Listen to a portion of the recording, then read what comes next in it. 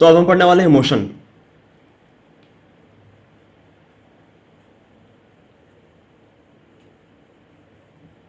ठीक है ना।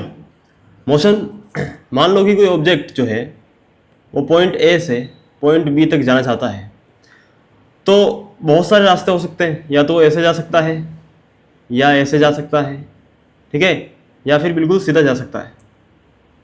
जब वो बिल्कुल सीधा जाएगा तो ऑब्जेक्ट का ये जो पॉइंट है, पॉइंट ए से बी तक की जो सीधी दूरी होगी, इसे हम कहेंगे डिस्प्लेसमेंट।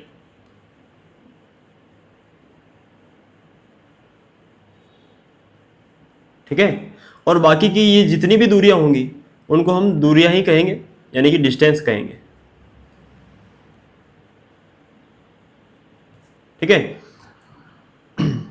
अब देखो, आपको पता होगा कि डिस्टेंस की कोई,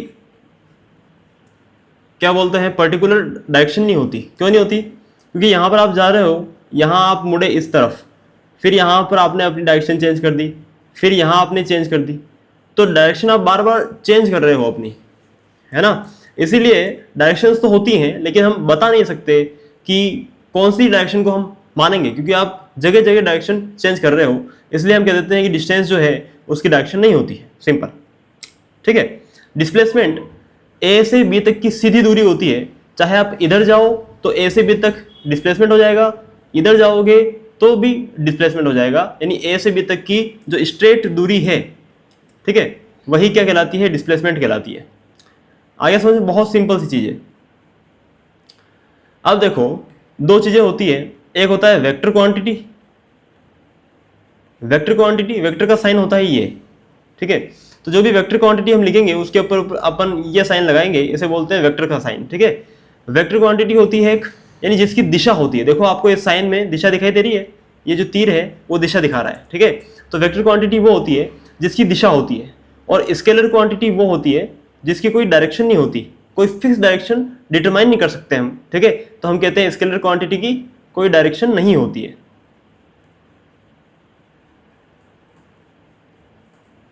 ओके। अब देखो, दो चीजें होती है। एक तो होता है मैग्नीट्यूड, तो मैं उसकी बात नहीं कर रहा हूं, क्योंकि मैग्नीट्यूड तो हर एक क्वांटिटी का होता है।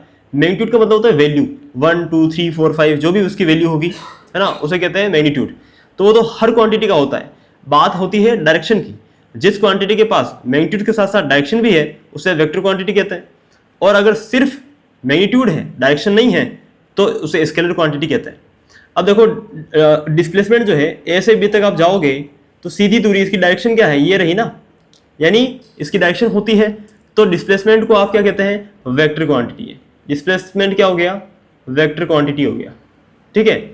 डिस्टेंस की क्योंकि कोई डायरेक्शन हम डिटरमाइन नहीं कर सकते, इसलिए हम कह देते हैं इसको कि ये स्केलर क्वांटिटी है। ओके। अब डिस्प्लेसमेंट हो चाहे डिस्टेंस हो, दोनों की ऐसा यूनिट सेम होती है, ठीक है। वो क्या होती है? मीटर पर सेकंड या फिर मीटर। मीटर होगा ना, दूरी है भैया, तो मीटर में लेंगे। ठीक है, सिंपल सी बात है, ये ऐसा यूनिट होती है। इसकी बड़ी यूनिट होती है किलोमीटर, ठीक है, उसमें हम किलोमीटर का भी यूज कर सकते हैं। चलिए आगे चलते हैं। तो अब हम बात करते हैं कि ये तो हमने देख लिया मोशन। मोशन का मतलब होता है कि चेंज इन पोजिशन, पोजिशन ए से पोजिशन बी तक जाना। तो हम कहेंगे कि ऑब्जेक्ट ने मूव किया, देयर इज मोशन। अब हम बात करते हैं rate of motion. Rate of motion का मतलब क्या हुआ? Rate of doing work is called energy, पता होगा आपको। तो rate of changing distance is called speed. जैसे मान लो टी समय में आपने डी डिस्टेंस ट्रेवल करी, तो इस रेट ऑफ चेंजिंग डिस्टेंस को ही आप नाम देते हैं स्पीड का। ठीक है। यानी रेट ऑफ मोशन को हम क्या कहते हैं? स्पीड कहते हैं। कि भैया मैं इतने टाइम में इतना चला, इतने टाइम में इतना चला, ठीक है। तो स्पीड क्या हो जाएगा? स्पीड होती है आपकी डिस्टेंस अपॉन टाइम।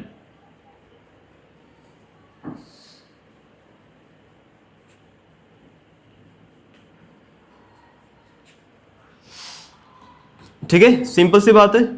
अगर डिस्टेंस की जगह में डिस्प्लेसमेंट ले लूं तो यहां पर स्पीड नहीं कहूंगा, फिर मैं कह दूंगा वेलोसिटी। ठीक है।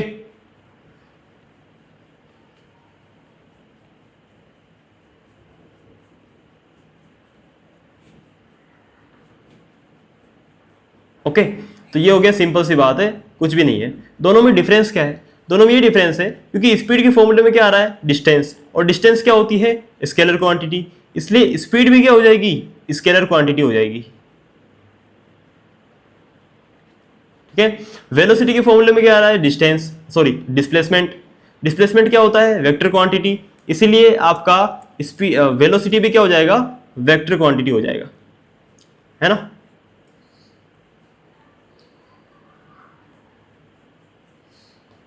सिंपल सी बात है।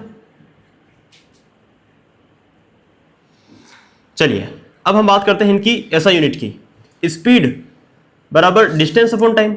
डिस्टेंस को हम लेते हैं मीटर में और टाइम को हम लेते हैं सेकंड्स में। तो स्पीड हो चाहे वेलोसिटी हो, दोनों की ऐसा यूनिट क्या हो जाएगी? मीटर पर सेकंड, ये आपको पता है। अगर हम बड़ी यूनिट की बात करें तो किलोमीटर पर आवर हो जाएगी। ओके, चलिए अब हम चलते हैं आगे और अब हम बात करते हैं, जैसा अभी हमने बात की कि चेंज इन डिस्टेंस, टाइम के साथ साथ डिस्टेंस में चेंज होना क्या कहलाता है? स्पीड कहलाता है। ठीक है, टाइम के साथ साथ डिस्प्लेसमेंट में चेंज होना क्या कहलाता है? वेलोसिटी कहलाता है। ठीक है, अब हम बात करेंगे अगर वेलोसिटी में चेंज होगा तो क्या होगा? अगर वेलोसिटी में टाइम के साथ चेंज हो रहा है, टाइम के साथ अगर वेलोसिटी में चेंज हो रहा है तो हमारे पास एक नई चीज आती है जिसे हम कहते हैं एक्सेलरेशन। क्या कहते हैं? एक्सेलरेशन। शॉर्ट में लिख रहा हूं मैं, वेलोसिटी v, है ना, टाइम के साथ वेलोसिटी में चेंज होना इज कॉल्ड एक्सेलरेशन। ठीक है, या फिर इसको और सिंप्लीफाई करूं तो ऐसा हो जाएगा, जैसे मान लो कि कोई ऑब्जेक्ट है, कोई ऑब्जेक्ट है जो 5 मीटर पर सेकंड की वेलोसिटी से ट्रेवल कर रहा है। ठीक है, आपने उस ऑब्जेक्ट को लात मार दी और उसका वेलोसिटी 5 से हो गया 10 सेकंड, 10 मीटर पर सेकंड उसका वेलोसिटी हो गया। तो पहले वेलोसिटी ये था, इनिशियल वेलोसिटी, फिर बाद में ये हो गया। ठीक है, और आपने जो लात मारी, आपको लात मारने में टाइम लगा 1 सेकंड का, यानी आपने 1 सेकंड में उसकी वेलोसिटी 5 मीटर से क्या कर दी? 10 मीटर पर सेकंड कर दी। आ गया समझ में? 1 सेकंड में। तो देखो वेलोसिटी में चेंज कितना हुआ, इसमें से इसको माइनस कर दो, कितना चेंज हुआ? 5 का चेंज हुआ ना, यानी कि 10 माइनस 5। ठीक है, कितने टाइम में? 1 सेकंड में। तो वेलोसिटी में चेंज कितने टाइम में हुआ? तो ये कितना हो जाएगा? 5।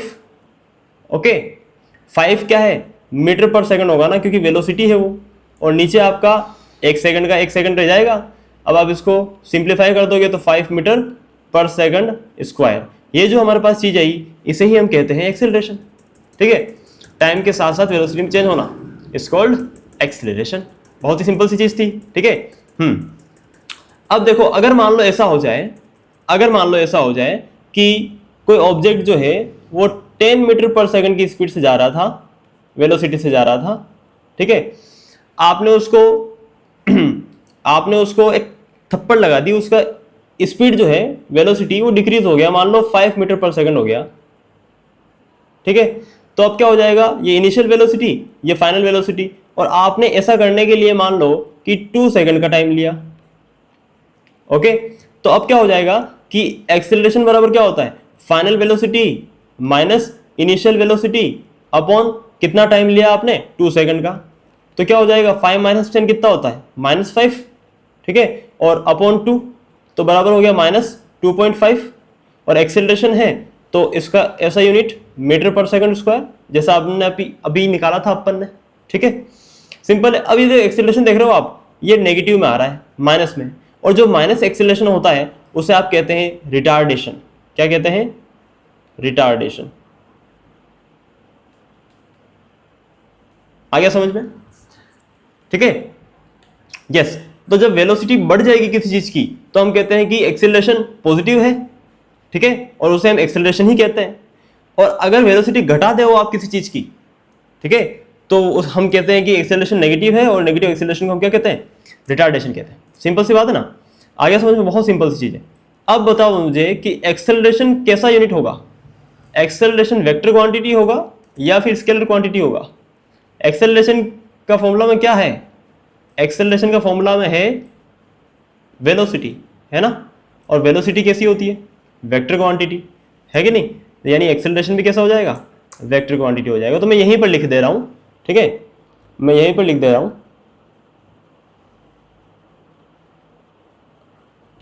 एक्सेलरेशन, ठीक है, इज इक्वल टू वेलोसिटी, है ना, या फिर चेंज इन वेलोसिटी लिख देते हैं,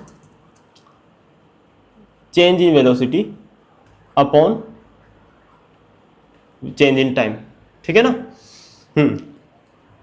तो ये जो डेल्टा साइन है ना, ये जो ट्राइंगल है इसे बोलते हैं डेल्टा, ठीक है, ये चेंज दिखाता है ना। तो डेल्टा का मतलब क्या हो गया कि v2 माइनस v1, या फिर आप v माइनस यू बोल सकते हो उसको, ठीक है। यस, तो ये हो गया आपका एक्सेलरेशन। और ये एक्सेलरेशन कैसा होता है, वेक्टर क्वांटिटी होगा, ओके। यानी वेक्टर, अब मैं वेलोसिटी को जब मैं दिखाऊंगा तो इस तरीके से दिखाऊंगा v वेक्टर, ठीक है। एक्सेलरेशन को जब मैं दिखाऊंगा तो a वेक्टर दिखाऊंगा। जब मैं डिस्प्लेसमेंट की बात करूंगा तो d वेक्टर लिखूंगा। जब मैं डिस्टेंस की बात करूंगा तो मैं ऊपर वेक्टर नहीं लगाऊंगा, क्योंकि आपको पता है डिस्टेंस वेक्टर क्वांटिटी नहीं होती, ठीक है। इन चीज़ों का ध्यान रखना। और अगर मैं नहीं भी लगाता हूं तो आपको सारी चीज़ें मालूम ही है, कोई दिक्कत ही नहीं है। अब रिटार्डेशन क्या होता है, रिटार्डेशन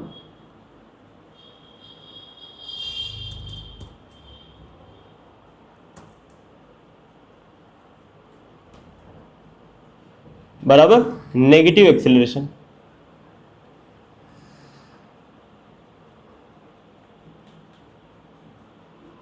ठीक है। बच्चे क्या है कि नोट्स मांगते हैं बाद में, इसलिए मैं इसको लिख रहा हूं, बाकी इतना क्लियरली मेरे को लिखने की आदत नहीं है ना। टाइम बचाने का प्रयास करता हूं मैं हमेशा, लेकिन लिख देते हैं चलो आज आपके लिए। चलिए अब हम बात करते हैं, देखो मोशन, है ना। अब हमने मोशन तो देख लिया, है ना। मोशन क्या होता है, change in position of N object is called motion, okay. उसमें हमने देख लिया स्पीड क्या होती है, वेलोसिटी क्या होती है, ठीक है, एक्सेलरेशन क्या होता है, रिटार्डेशन क्या होता है। अब हम बात करते हैं बहुत सिंपल चीज की, वो है कि कब मोशन यूनिफॉर्म होगा और कब नॉन यूनिफॉर्म होगा। ये बहुत इंपॉर्टेंट चीज है। देखो मोशन दो टाइप का हो गया, एक हो गया यूनिफॉर्म मोशन, यूनिफॉर्म, और दूसरा हो गया नॉन यूनिफॉर्म, ठीक है। अब मोशन का मतलब है मूवमेंट, मतलब change in distance, change in distance, और चेंज इन डिस्टेंस को क्या कहोगे, स्पीड कहेंगे। अगर स्पीड जो है वो, जैसे मान लो कि 1 सेकंड, 1 सेकंड, है ना, मतलब 0 से आप 1 तक गए, तो 1 सेकंड में आपकी स्पीड मान लो 0 से हो गई 5 मीटर पर सेकंड, ठीक है। आप दूसरे सेकंड में, यानी ये वापस 1 सेकंड का गैप है ना, इसमें आपकी हो गई मान लो 10 मीटर पर सेकंड। तीसरे सेकंड पे आपकी स्पीड थी 15 मीटर पर सेकंड। तो आप देख रहे हो हर एक सेकंड में 5-5 करके बढ़ रही है। तो जब ऐसा होगा तो this is called uniform motion, ठीक है। और नॉन यूनिफॉर्म मोशन क्या होगा कि स्पीड बढ़ेगी लेकिन यूनिफॉर्मली नहीं बढ़ेगी। आ गया समझ में। पहले एक सेकंड में मान लो कि 5 मीटर पर सेकंड है, ठीक है। दूसरे सेकंड में आपकी स्पीड हो गई 8 मीटर पर सेकंड, ठीक है। तीसरे सेकंड पर आपकी स्पीड हो गई 7 मीटर पर सेकंड, ठीक है। ऐसा तो उठ पटांग होगा, आ गया समझ में। तो उसे कहोगे नॉन यूनिफॉर्म। सिंपल सी बात है, इसमें कोई रॉकेट साइंस तो है नहीं, ठीक है। यस, अब हम बात करते हैं दो चीजों की, एक है यूनिफॉर्म एक्सेलरेशन और दूसरा नॉन यूनिफॉर्म एक्सेलरेशन। सबसे पहले एक्सेलरेशन क्या होता है। एक्सेलरेशन अभी बताया था मैंने ऊपर कि change in velocity with time, ठीक है, चेंज इन वेलोसिटी,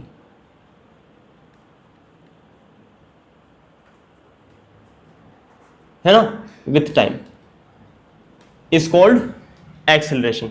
अगर वो चेंज इन वेलोसिटी जो है वो इक्वल टाइम ऑफ इंटरवल्स में इक्वली चेंज हो रही है वेलोसिटी, ठीक है ना, तो आप कहोगे कि एक्सेलरेशन कैसा है, यूनिफॉर्म है। अगर इक्वल टाइम इंटरवल्स में वेलोसिटी जो है वो ऊपर नीचे हो रही है, चेंज हो रही है, तो आप कहोगे कि एक्सेलरेशन जो है वो नॉन यूनिफॉर्म है। मतलब क्या हुआ सर? मतलब ये हुआ कि मान लो कि पहले 1 सेकंड के अंदर आपका जो एक्सेलरेशन था वो 5 मीटर पर सेकंड स्क्वायर था, ठीक है। दूसरे 1 सेकंड के अंदर, है ना, आपका जो एक्सेलरेशन हो गया वो 2 मीटर पर सेकंड स्क्वायर हो गया। तीसरे सेकंड के अंदर आपका जो एक्सेलरेशन हो गया वो 3 मीटर पर सेकंड स्क्वायर हो गया। तो आप देख रहे हो यहाँ पर 3 का गैप है और यहाँ पर 1 का गैप है ना, और वो भी घट रहा है, यहाँ पर रिटार्डेशन हो रहा है, माइनस एक्सेलरेशन है। आ रहा है ना समझ में?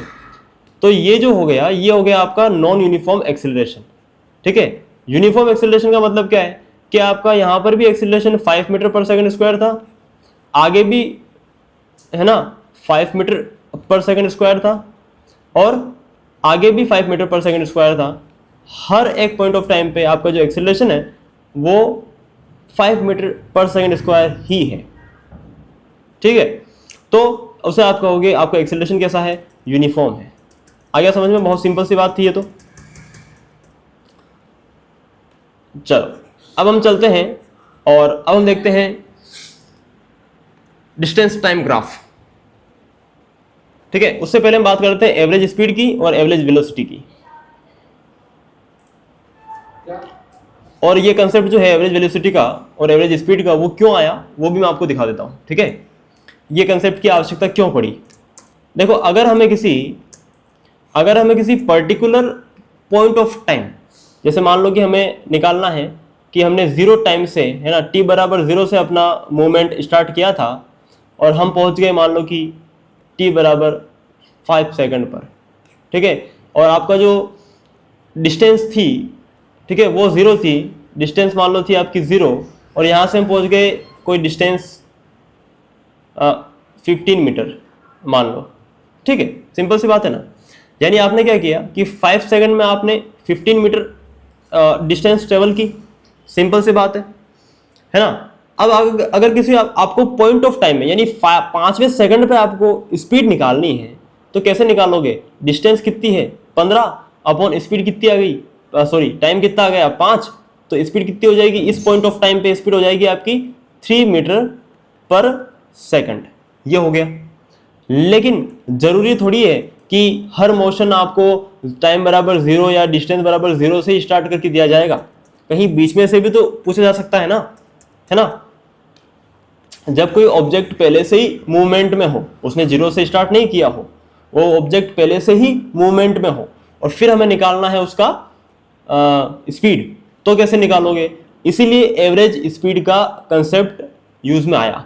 तो एवरेज स्पीड क्या होती है? कुल मिला के पूरी जर्नी की, जो आपकी पूरी जर्नी रही उसकी ऑल ओवर स्पीड को हमें निकालना है तो हम एवरेज स्पीड का यूज करते हैं। और एवरेज स्पीड क्या होती है बच्चा?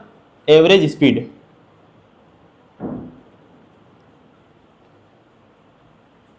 बराबर total distance upon total time. जितनी भी डिस्टेंसेस हमने ट्रेवल की उन सबको हम जोड़ लेंगे और जितना भी टाइम हमने उनको ट्रेवल करने में बिताया उन टाइम को भी हम जोड़ लेंगे और दोनों को डिवाइड कर देंगे। और आपको पता है डिस्टेंस अपॉन टाइम स्पीड होता है, ठीक है। Total distance upon total time. तो इससे आपकी आ जाएगी एवरेज स्पीड, ठीक है। ये हो गया। हाँ, अब बात करते हैं एवरेज वेलोसिटी की।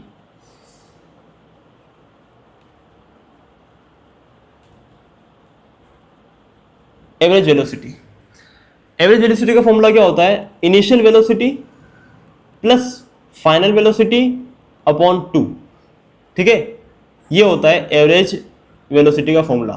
और ये सिर्फ उस वक्त ही यूज में लिया जा सकता है जब आपका rate of change in velocity, जैसे जब आपकी वेलोसिटी जो है वो यूनिफॉर्मली चेंज हो रही है तो ही आप इसको लगा सकते हो। ध्यान रखना, ये बात भी इंपॉर्टेंट है ना ये चीज, ठीक है। तो फॉर यूनिफॉर्मली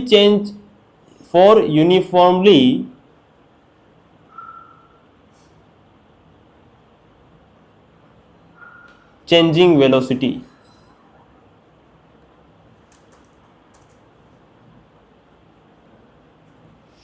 जब आपकी वेलोसिटी यूनिफॉर्मली चेंज हो रही हो तो ही आप इस फॉर्मूले को लगा सकते हैं।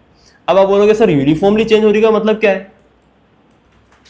तो इसका मतलब सिंपल सा ये है कि मान लो पहले सेकंड पर आपकी वेलोसिटी 2 मीटर पर सेकंड थी, ठीक है, दूसरे सेकंड पर आपकी वेलोसिटी 4 मीटर पर सेकंड हो गई, तीसरे सेकंड पर आपकी वेलोसिटी 6 मीटर पर सेकंड हो गई। तो देखो यूनिफॉर्मली बढ़ रही है, 2 2 वापस 2 तो क्या हो जाएगी 8 मीटर पर सेकंड, है ना, चौथे सेकंड के ऊपर। तो ये आपकी अगर यूनिफॉर्मली चेंजिंग वेलोसिटी है तब आप ये फॉर्मूला एवरेज वेलोसिटी का आप लगा सकते हो, ठीक है। अगर आपकी वेलोसिटी ऐसे चेंज हो रही है कि मान लो कि पहले सेकंड पर 2 मीटर पर सेकंड थी, ओके, दूसरे पर 5 मीटर पर सेकंड हो गई, ठीक है, तीसरे पर 8 मीटर पर सेकंड हो गई, तो देखो इरेगुलर हो गया, यहाँ पर यूनिफॉर्म नहीं है। 2 से 5 कितना गैप है 3 का, 5 से 8 कितना गैप है 3 का, लेकिन आगे देखो, आगे आप क्या आ जाएगी वेलोसिटी, कुछ भी आ जाएगी, ठीक है। कितने का गैप हो गया 2 का गैप हो गया, ठीक है ना। तो ये नॉन यूनिफॉर्म हो गई, आ गया समझ में। तो इस तरीके से जब इस वाले में आप ये फॉर्मूला नहीं लगा सकते, सिर्फ यूनिफॉर्मली चेंजिंग वेलोसिटी में ही ये फॉर्मूला लगाओगे, ओके, सिंपल सी बात है। चलिए अब हम देखते हैं distance time graph. Distance time graph थोड़ा मैं बैकग्राउंड से कर देता हूं। अच्छा अब तो ग्राफ ही आ गए ना, तो ग्राफ वाला बैकग्राउंड ही चाहिएगा।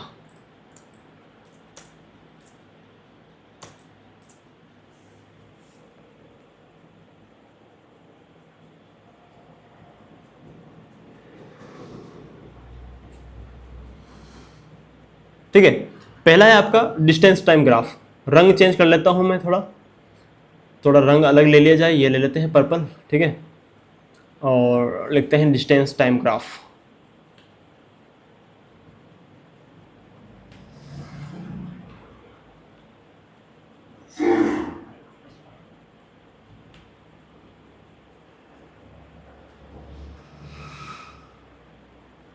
डिस्टेंस टाइम ग्राफ, चलिए तो जो भी डिस्टेंस टाइम ग्राफ की जब भी हम बात करते हैं ना, तो हम डिस्टेंस को लेते हैं वाई एक्सिस पर, ठीक है, और टाइम को हम लेते हैं एक्स एक्सिस पर।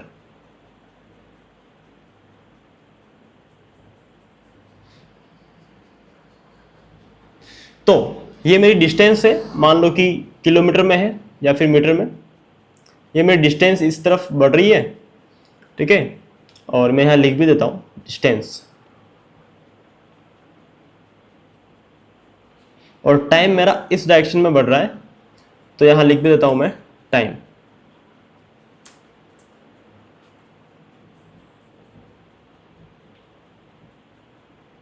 और टाइम मान लो मैं ले लेता हूं सेकंड में, ठीक है ना। अब देखो आप ये मत सोचना कि यहां किलोमीटर में ले लिया सर, तो यहां आपको टाइम आवर्स में लेना चाहिए था, नहीं ऐसा नहीं होता है दोस्त, ठीक है। ये सिर्फ जब आप फॉर्मूले में जब आप न्यूमेरिकल सोल्व करते हो ना, तब आपको ध्यान रखना पड़ता है कि किलोमीटर में आ रहा है तो आवर्स में यूज होएगा, है ना, किलोमीटर पर आवर, या फिर मीटर में आ रहा है तो मीटर पर सेकंड के हिसाब से टाइम वगैरह होगा, ठीक है, स्पीड वगैरह, तो वहां ध्यान रखना पड़ता है, यहां पर नहीं, यहां हम स्केल अपनी इच्छा से ले सकते हैं, ठीक है। चलिए तो मान लो कि अब एक काम करते हैं, इसको थोड़ा सा दूर ले आते हैं यार,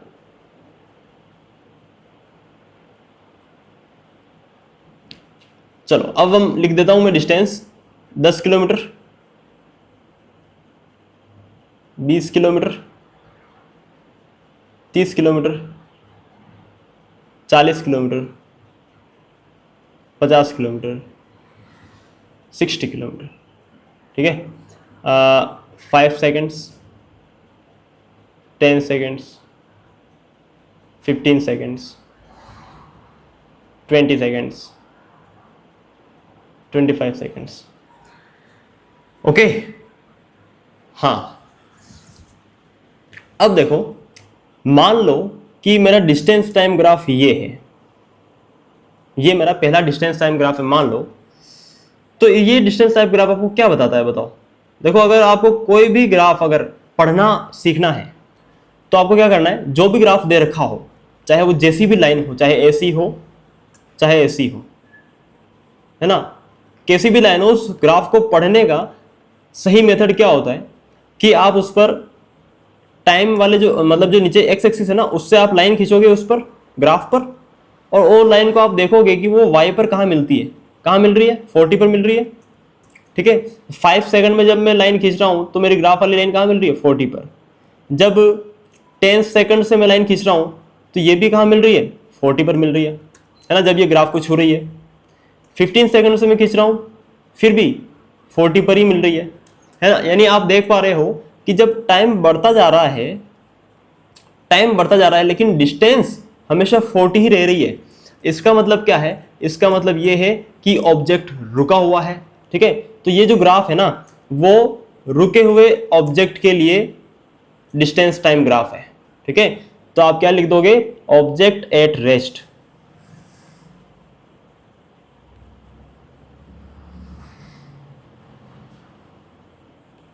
ठीक है, ऑब्जेक्ट रुका हुआ है, सिंपल सी बात है।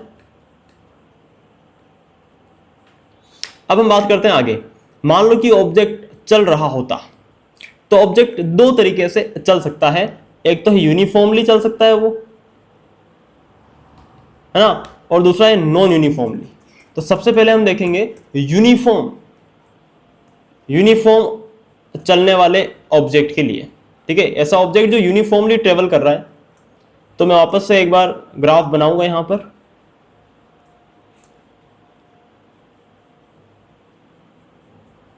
जब हम छोटे थे, 9th क्लास के अंदर ग्राफ बनाते थे ना, मुझे ग्राफ बनाना भी नहीं आता था, और 9th क्लास में छोटा था मैं देख पा रहे हो, 9th क्लास के लोंडे आजकल पता नहीं क्या क्या कर लेते हैं। ये देखो 15, 20, 5, 10, 15, 20, 25, 30। ठीक है, और इधर बढ़ाओगे तो बढ़ा लो, 10, 20 कर लो।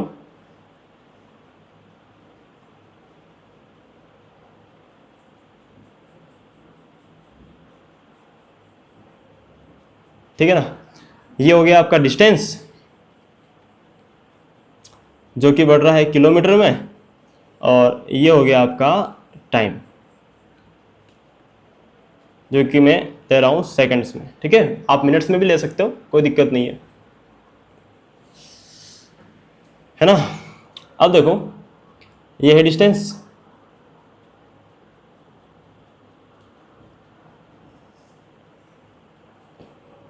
अब यहां पर देखो, मान लो कि मेरा ग्राफ ऐसा आया, ऐसा,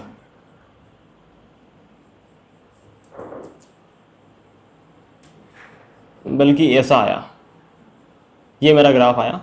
ओके, तो इस ग्राफ से मैं क्या पता लगा सकता हूं, देखो देखो, जब मैं टाइम लूंगा, मैंने आपको क्या कहा, जब भी ग्राफ को स्टडी करना हो तो टाइम का पॉइंट कोई भी पकड़ लो और आपको टाइम बढ़ाते जाना है बस। ठीक है, अब आप देखोगे कि जब 5 सेकंड पे जब मैं टाइम 5 सेकंड ले रहा हूँ और ग्राफ को ऊपर बढ़ा रहा हूँ, तो मेरा वाई एक्सिस पे कहाँ मिल रहा है, यही ग्राफ अगर मैं वाई एक्सिस पे बढ़ाऊंगा तो कहाँ मिल रहा है, 10 के ऊपर।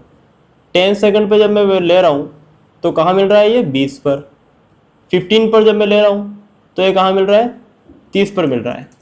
ठीक है, यानी आप देख पा रहे हो कि हर 5 सेकंड के डिफरेंस पर डिस्टेंस जो है वो मेरी 10-10 किलोमीटर बढ़ती जा रही है। हर 5 सेकंड पे मेरी डिस्टेंस जो है वो 10-10 किलोमीटर बढ़ती जा रही है। इसका मतलब क्या है कि डिस्टेंस यूनिफॉर्मली बढ़ रही है। ठीक है, डिस्टेंस बढ़ रही है, इसका मतलब डिस्टेंस बढ़ रही है, इसका मतलब क्या है कि ये जो आपका ग्राफ दिखाई दे रहा है, ठीक है, वो कैसा है, यूनिफॉर्म मोशन का ग्राफ है। क्लियर है?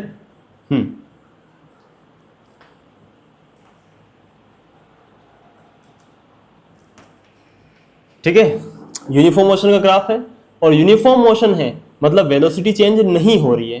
ठीक है, यहां भी आप देखोगे तो 5 सेकंड पर डिस्टेंस कितनी है, इतनी, यानी आप देखोगे तो डिस्टेंस अपॉन टाइम कितना आया मेरे पास। मैं ये भी किलोमीटर वगैरह को आप इग्नोर करो। ठीक है, तो कितना आया, 2 आया। यहाँ पर देखोगे 10 पर कितना है, 20 है, तो 10 अपॉन है ना, 20/10 कितना आया, 2। यहाँ पर 30 पर 15 है, ठीक है, कितना आया, 2। है ना, यानी आपकी वेलोसिटी जो है वो यहाँ पर चेंज नहीं हो रही है ना। और आपको पता है यूनिफॉर्म मोशन में वेलोसिटी चेंज नहीं होती है। क्लियर है? तो यहाँ पर क्या हो गया, ये यूनिफॉर्म मोशन के लिए ग्राफ आ गया।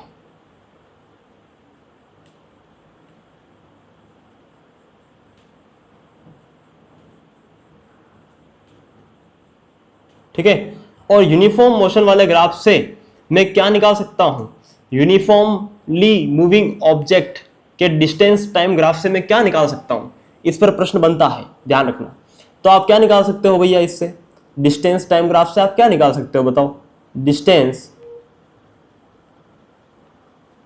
हाँ, और टाइम के बीच रिलेशन होता है, आपको पता है कि डिस्टेंस अपॉन टाइम बराबर क्या होता है, स्पीड होता है कि नहीं। तो आप डिस्टेंस टाइम ग्राफ से आप क्या निकाल सकते हो, स्पीड निकाल सकते हो। ठीक है, कि जब मेरा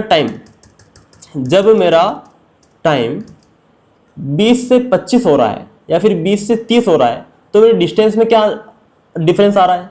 ठीक है, वही आप निकाल लोगे, तो delta S upon delta D upon delta T हो जाएगा। ठीक है, कैसे हो जाएगा, देखो मान लो कि मैं टाइम t1 लेता हूँ, t1 क्या है 20 सेकंड, t1 पर मेरा जो डिस्टेंस है वो कितना हो गया 40, टाइम t2 लेता हूँ मैं, ठीक है 30 सेकंड, तो उस पर मेरा टाइम पर डिस्टेंस कितना हो गया, ये हो गया, है ना। तो t2 माइनस t1, अब देखो d2 minus d1 upon t2 minus t1, कि इस टाइम फ्रेम में मेरा डिस्टेंस कितना मैंने ट्रेवल किया, वही तो होता है आपका स्पीड। ठीक है, तो स्पीड बराबर क्या हो जाएगा, ये आ जाएगा। तो यहां से मैं डिस्टेंस टाइम ग्राफ से मैं स्पीड निकाल सकता हूं। सिंपल सी बात है, कॉमन सेंस है। अब ये तो हो गया यूनिफॉर्म मोशन के लिए। ठीक है, क्या होगा नॉन यूनिफॉर्म मोशन के लिए ग्राफ, जब आपका यूनिफॉर्म मोशन नहीं है, यानी कि नॉन यूनिफॉर्म मोशन का मतलब क्या है कि वेलोसिटी यानी कि स्पीड जो है वो चेंज हो रही है। मान लो जब स्पीड चेंज हो रही है तो कैसा ग्राफ आएगा दोस्त,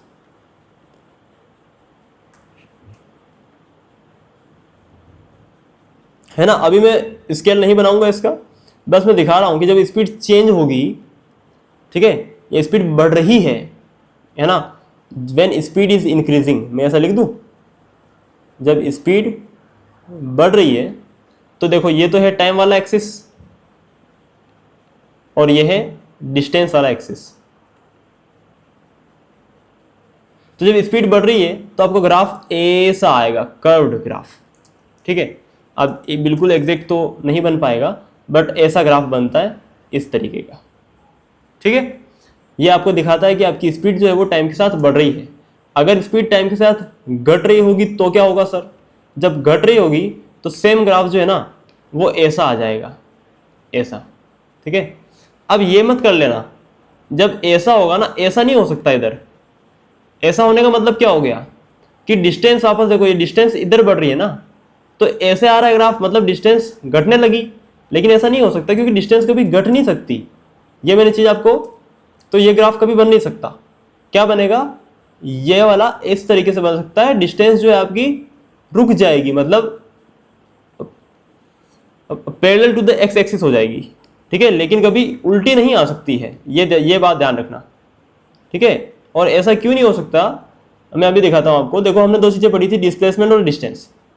जब आप ए से बी तक जाओगे इस डायरेक्शन में तो आपका डिस्प्लेसमेंट बढ़ेगा, जैसे 1 मीटर 2 मीटर 3 मीटर, मान लो ये 30 मीटर है इन दोनों का बीच का डिस्प्लेसमेंट, तो 30 मीटर तक बढ़ेगा, ये डिस्प्लेसमेंट की डायरेक्शन हो गई। जब आप वापस उल्टे आ रहे हो तो डिस्प्लेसमेंट घटेगा। ठीक है, और ए तक पहुंचोगे डिस्प्लेसमेंट कितना हो जाएगा, 0 हो जाएगा। ठीक है, यानी कि आपका डिस्प्लेसमेंट जो है वो बढ़ भी सकता है, यानी पॉजिटिव भी हो सकता है, नेगेटिव भी हो सकता है, और पॉजिटिव प्लस नेगेटिव यानी 0 भी हो जाएगा। ठीक है, 0 भी हो जाएगा। लेकिन डिस्टेंस के साथ ये मसला नहीं है। जैसे ही आपने मोशन स्टार्ट किया, जैसे ही आपने मूव करना स्टार्ट किया, और डिस्टेंस हमेशा बढ़ती ही जाती है, बढ़ती जाती है। ठीक है, क्योंकि आप यहां पहुंचोगे बी पर, और बी पर से वापस आप इधर आओगे ना, तो भी वो एडी होती जाएगी, क्योंकि वहां पर कोई वेक्टर नहीं है, कोई डायरेक्शन नहीं है, उसमें बस मैग्नीट्यूड है, वैल्यू है, और वैल्यू हमेशा बढ़ती ही जाती है किसी चीज की, ध्यान रखना। ओके, तो ये चीज ध्यान रखना। तो इसलिए डिस्टेंस का ग्राफ कभी इस तरीके से नहीं हो सकता ना, हमेशा ऐसे हो जाएगा या फिर फ्लैट हो जाएगा। फ्लैट हो गया का मतलब क्या हो गया कि डिस्टेंस यहीं रुक गई है, मतलब डिस्टेंस अब नहीं बढ़ रही, मतलब ऑब्जेक्ट रुक गया है। ठीक है, तो इस तरीके का ग्राफ आता है जब भी आपकी स्पीड घटती है। तो जब स्पीड घटती है तो टाइम और डिस्टेंस के बीच में ये ग्राफ आता है। अगर मान लो यहाँ डिस्टेंस नहीं होता और डिस्प्लेसमेंट होता है ना, अगर मान लो कि यहाँ डिस्टेंस नहीं होता और डिस्प्लेसमेंट होता तो क्या कर सकते थे?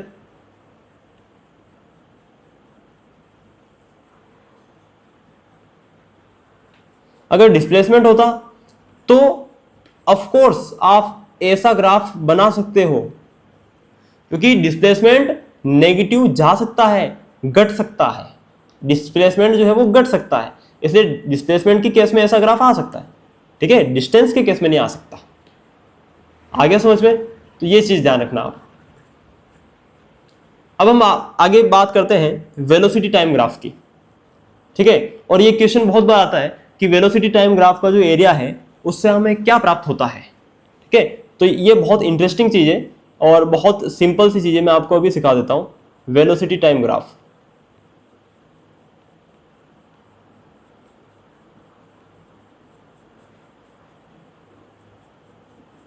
ऑफ कोर्स यहां पर वापस जब हम वेलोसिटी की बात करेंगे तो उसको हम रखेंगे वाई एक्सिस पर और टाइम को हम रखेंगे एक्स एक्सिस पर।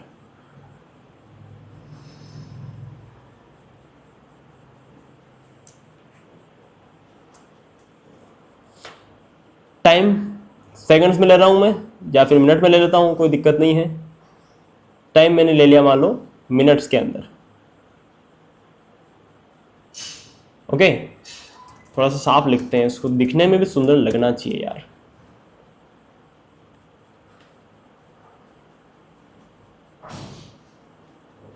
और यहां मैं ले रहा हूं वाई एक्सिस के ऊपर मैं ले रहा हूं वेलोसिटी।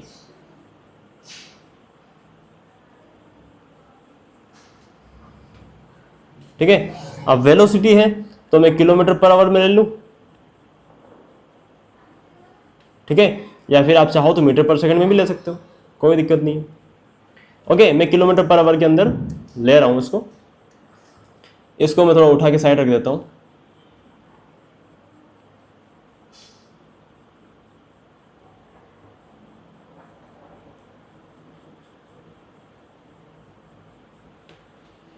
और अब यहां पर टाइम मान लो 5 सेकंड्स, 10 सेकंड्स, 20 सेकंड्स, 25, नहीं कैसे हो गया, 5 10 के बाद 15 होगा ना, 20, 25 और 30। ठीक है, वेलोसिटी मान लो कि 10 किलोमीटर प्रति घंटा, 20 किलोमीटर प्रति घंटा, 30 किलोमीटर प्रति घंटा, 50 किलोमीटर प्रति घंटा और यहाँ पर 60 किलोमीटर प्रति घंटा। ठीक है, तो ये हो गया आपका वेलोसिटी और टाइम के बीच में ग्राफ। ठीक है, अब मान लो कि मेरी वेलोसिटी जो है वो स्थिर है, वेलोसिटी बढ़ नहीं रही है, वेलोसिटी नहीं बढ़ रही है, टाइम बढ़ता जा रहा है और वेलोसिटी नहीं बढ़ रही है, वेलोसिटी कांस्टेंट है। इसका मतलब क्या है कि वो जो एक्सेलरेटर होता है ना बाइक के अंदर, उसको मैंने एक जगह होल्ड कर लिया है और स्पीड के जो कांटे को मैंने 40 पर रोक दिया है, वही हो रहा है। ठीक है, तो यहां पर क्या होगा, जब वेलोसिटी नहीं बढ़ रही है, वेलोसिटी कांस्टेंट है, तो ऐसा ग्राफ आ जाएगा। अब देखो टाइम तो बढ़ता जा रहा है ना, लेकिन देखो टाइम बढ़ता जा रहा है, लेकिन हमें ऊपर जाके वो ग्राफ कहां पर मिल रहा है, वापस 40 पर ही मिल रहा है ना। जब इसकी तरफ जाओगे है ना तो आपको 40 पर ही मिल रहा है। इसका मतलब आपका वेलोसिटी जो है वो क्या है, 40 ही है, कांस्टेंट है। वेलोसिटी हमेशा आपकी क्या है, 40 किलोमीटर पर आवर है ना। तो जब ये जो ग्राफ दिखा रहा है ना, ये ग्राफ क्या दिखा रहा है कि आपकी वेलोसिटी कांस्टेंट है, कांस्टेंट वेलोसिटी के लिए ग्राफ है।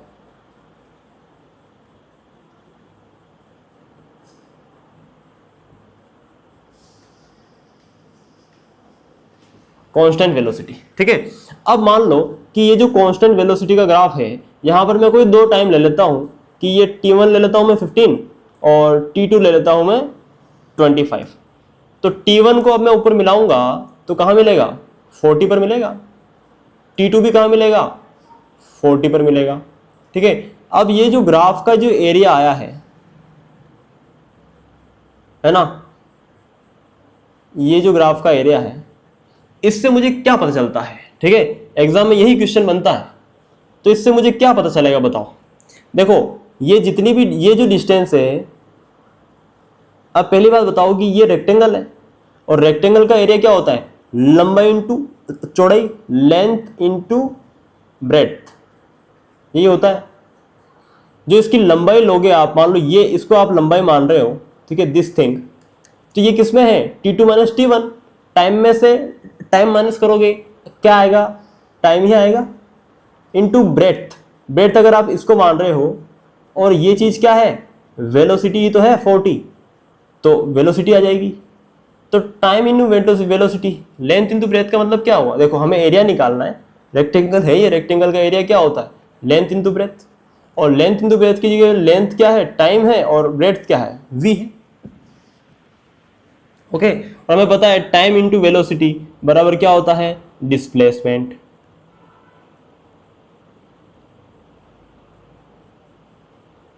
होता है कि नहीं होता, सिंपल सी बात है ना। यानी वेलोसिटी टाइम ग्राफ का एरिया आपको क्या देगा, डिस्प्लेसमेंट देगा, और क्यों देगा वो मैंने आपको बता दिया, ठीक है। क्योंकि ये रेक्टेंगल है और रेक्टेंगल का एरिया कैसे निकालते हैं, लंबाई इंटू चौड़ाई, और लंबाई हमने निकाली तो किस में आई, टाइम में, और चौड़ाई किस में आई, ठीक है, वेलोसिटी में। तो टाइम इंटू वेलोसिटी बराबर क्या हो गया, डिस्प्लेसमेंट हो गया, कॉमन सेंस है।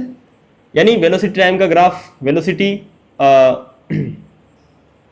टाइम ग्राफ आपको क्या देता है, डिस्प्लेसमेंट देता है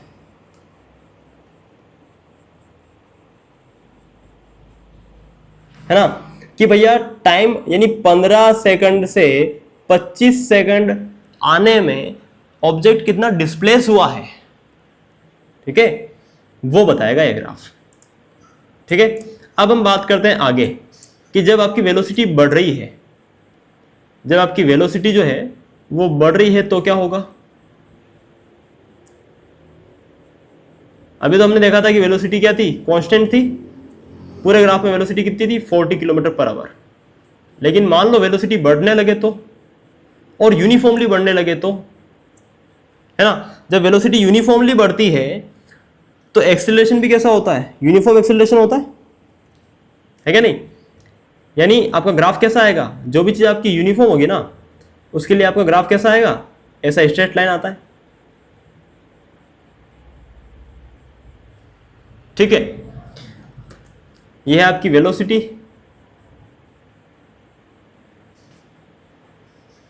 और यह है आपका टाइम। अब मैं यहां पर 5, 10, 15 नहीं लिख रहा हूं, ओके। यस, लिख दूं क्या, चलो लिख देते हैं, क्योंकि इसका भी एरिया हम निकालेंगे, तो हम लिख ही देते हैं, चलो 5,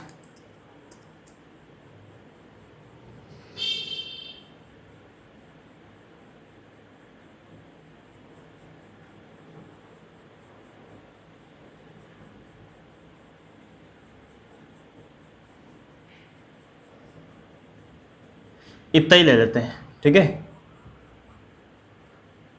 और इधर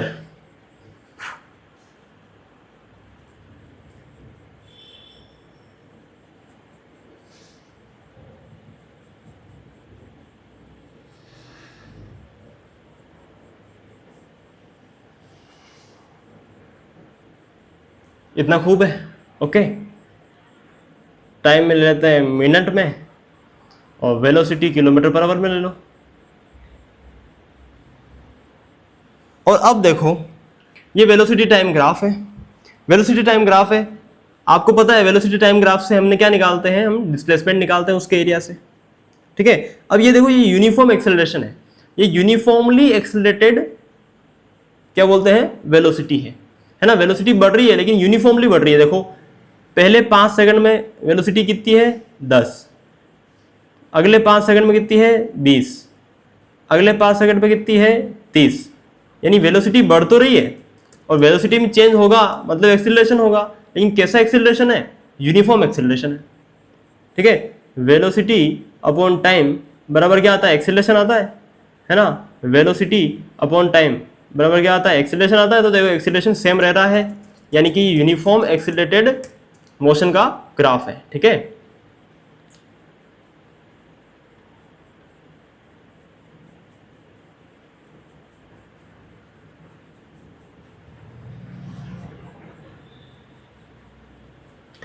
अब देखो मेरी बात सुनना ध्यान से, कोई भी मैं 2 टाइम ले लेता हूं। ये मैं ले लिया T1 से T2। जब समय T1 से T2 बढ़ गया यानी 15 सेकंड से 30 सेकंड हो गया, ठीक है, तो यहां पर देख पाओगे 15 का ग्राफ कहां मिल रहा है, यहां पर, और 30 पर आपका ग्राफ कहां मिल रहा है, यहां पर। ओके, यानी ये कि 15 पर आपका कितना हो गया, वेलोसिटी कितनी है 30, और 30 पर वेलोसिटी कितनी है 60 है। ठीक है, तो यहां से मैं वेलोसिटी ग्राफ का एरिया, वेलोसिटी टाइम ग्राफ का एरिया आराम से निकाल सकता हूं।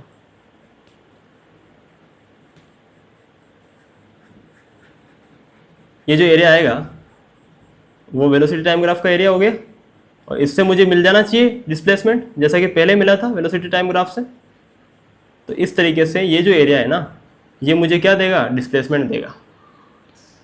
क्लियर है, सिंपल सी बात है। अब कैसे देगा, इसका एरिया कैसे निकालोगे, तो एक काम करो, यहां से एक लाइन खींच दो ऐसे, तो अब ये बन गया ट्रायंगल, इसका एरिया निकाल लोगे। ये बन गया आपका जो भी है रेक्टेंगल वगैरह, इसका एरिया निकाल लोगे, है ना। दोनों के एरिया को जोड़ दोगे तो आपका पूरा ये एरिया आ जाएगा, और वही आपका क्या हो जाएगा, डिस्प्लेसमेंट हो जाएगा। ठीक है, सिंपल सी बात है। तो ये आपका इस तरीके से आप निकाल सकते हो।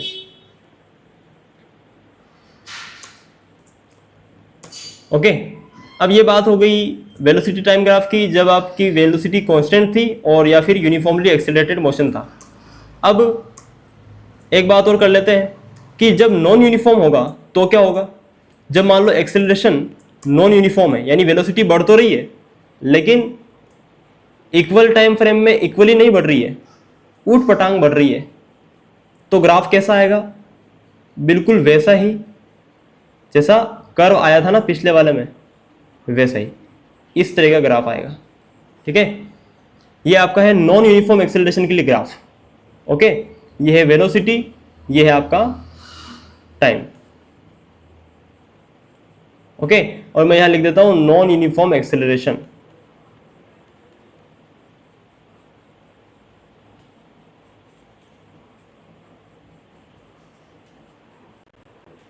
नॉन यूनिफॉर्म एक्सेलरेशन, क्लियर है। अब मान लो कि एक्सेलरेशन जो है वो घट रहा हो तो ग्राफ कैसा आएगा।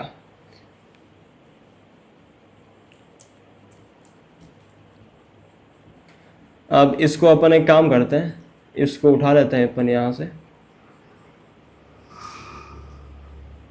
और इसको थोड़ा नीचे ले लेते हैं यहां पर।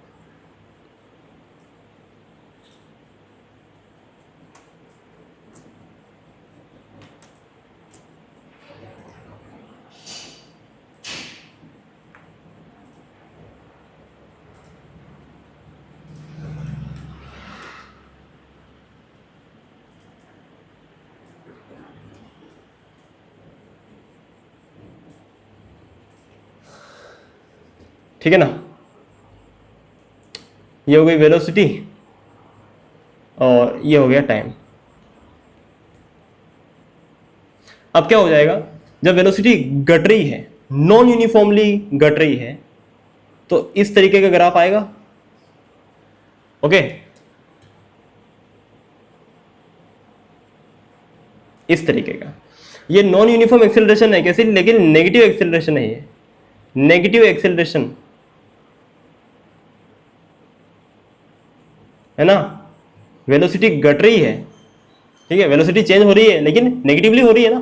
देखो टाइम बढ़ते जा रहा है, और टाइम के बढ़ने के साथ साथ जैसे जैसे टाइम बढ़ रहा है वैसे वैसे वैसे वेलोसिटी घटती जा रही है, और यहाँ पर ऑब्जेक्ट की वेलोसिटी जीरो हो गई, रुक गया ऑब्जेक्ट। ठीक है।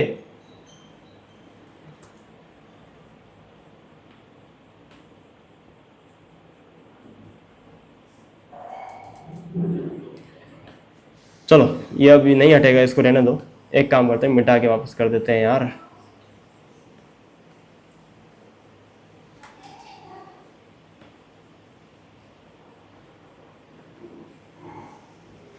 ठीक है ना, ओके फाइन।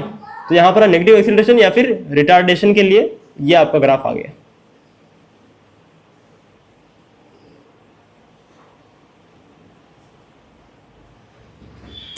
ठीक है जी, चलिए ये हो गया velocity time graph, distance time graph, सारे टाइप के ग्राफ्स मैंने बता दिए हैं, अच्छे तरीके से एक्सप्लेन किए हैं।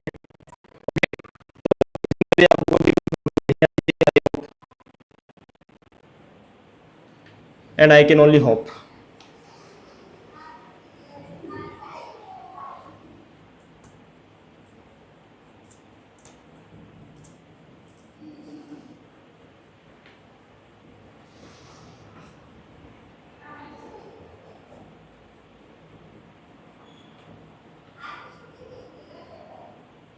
ठीक है, अब हम बात करते हैं, देखो इनको मैंने अच्छे से बॉक्स में बांध दिया है, ठीक है, ताकि मैं आपको ये नोट्स भी दे सकूं जिन बच्चों को चाहिए। तो इस तरीके से, बाकी इनका कोई वो है नहीं, आप एक बार देखोगे वैसे आपको याद है। ठीक है, तो इतना लोड लेना नहीं है आपने। अब मैं वापस से बैकग्राउंड फॉर्मेट कर देता हूँ और हम ले लेते हैं लाइन्स। और अब हम लास्ट टॉपिक है, ठीक है, चैप्टर खत्म होने वाला है, उसके बाद हम इसके देखेंगे प्रश्न, है ना। लास्ट टॉपिक है और हमारा वो लास्ट टॉपिक है इक्वेशंस ऑफ मोशन। नहीं, उसके बाद इक्वेशन ऑफ मोशन के बाद एक और चीज़ है, that is our uniform circular motion. ठीक है, दोनों चीज़ों को देख लेते हैं फटाफट। तो सबसे पहले हम बात करते हैं इक्वेशंस ऑफ मोशंस की।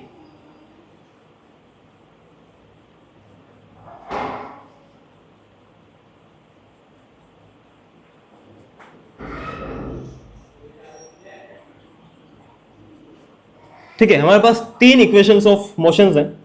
पहली इक्वेशन तो आपको पता ही है, देखो एक्सेलरेशन बराबर क्या होता है, चेंज इन वेलोसिटी, यानी final velocity minus initial velocity upon time. इसी से इक्वेशन बन जाएगी कि v is equal to u plus a t. ठीक है ना, तो पहली इक्वेशन ऑफ मोशन तो हमारे पास ये हो गई, v is equal to u plus a t. v is equal to u plus acceleration and time. ठीक है, दूसरी इक्वेशन ऑफ मोशन। अच्छा एक बात और, ये जितनी भी इक्वेशंस ऑफ मोशंस हैं तीनों, ये किस केस में लागू होगी वो भी मैं आपको बताऊंगा। दूसरा s यानी कि displacement is equal to u t plus half a t square. ठीक है, यहां पर u है इनिशियल वेलोसिटी, s है डिस्प्लेसमेंट वगैरह वगैरह।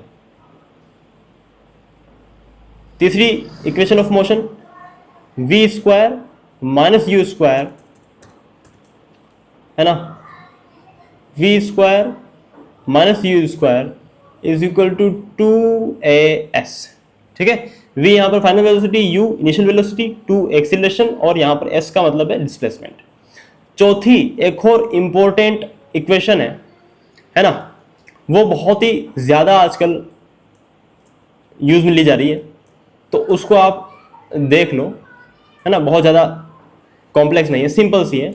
अगर आपको किसी nth सेकंड पर मूवमेंट शुरू करने के किसी nth सेकंड पर, 5वें सेकंड पर, 6ठे सेकंड पर आपको डिस्प्लेसमेंट निकालना है, तो displacement s on nth second, ठीक है, मैं इसको nth लिख देता हूं, इज इक्वल टू क्या हो जाएगा, displacement is equal to u plus 1/2 a और 2n-1। ठीक है, ये हो गया nth सेकंड पर आपका, यानी अगर आपको एक्सेलरेशन दिया हो, ठीक है, इनिशियल वेलोसिटी दी हो और किस सेकंड पे आपको टाइम निकालना है इस डिस्प्लेसमेंट, अगर वो दिया हो तो आप फॉर्मूला में रखकर ये चीज निकाल सकते हो। ठीक है, तो ये हो गई आपकी इक्वेशंस ऑफ मोशन। ध्यान रखना, इक्वेशंस ऑफ मोशन सिर्फ और सिर्फ वही एप्लीकेबल होगी, ठीक है, जहां पर एक्सीलरेशन जो है वो यूनिफॉर्म होगा।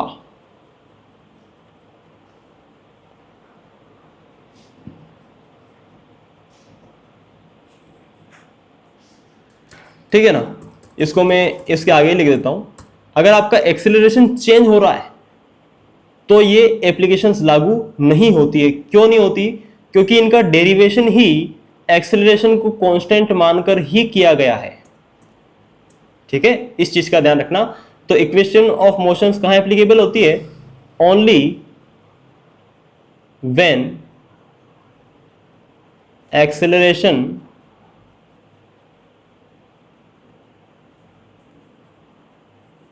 इज यूनिफॉर्म या फिर कांस्टेंट बोल सकते हो।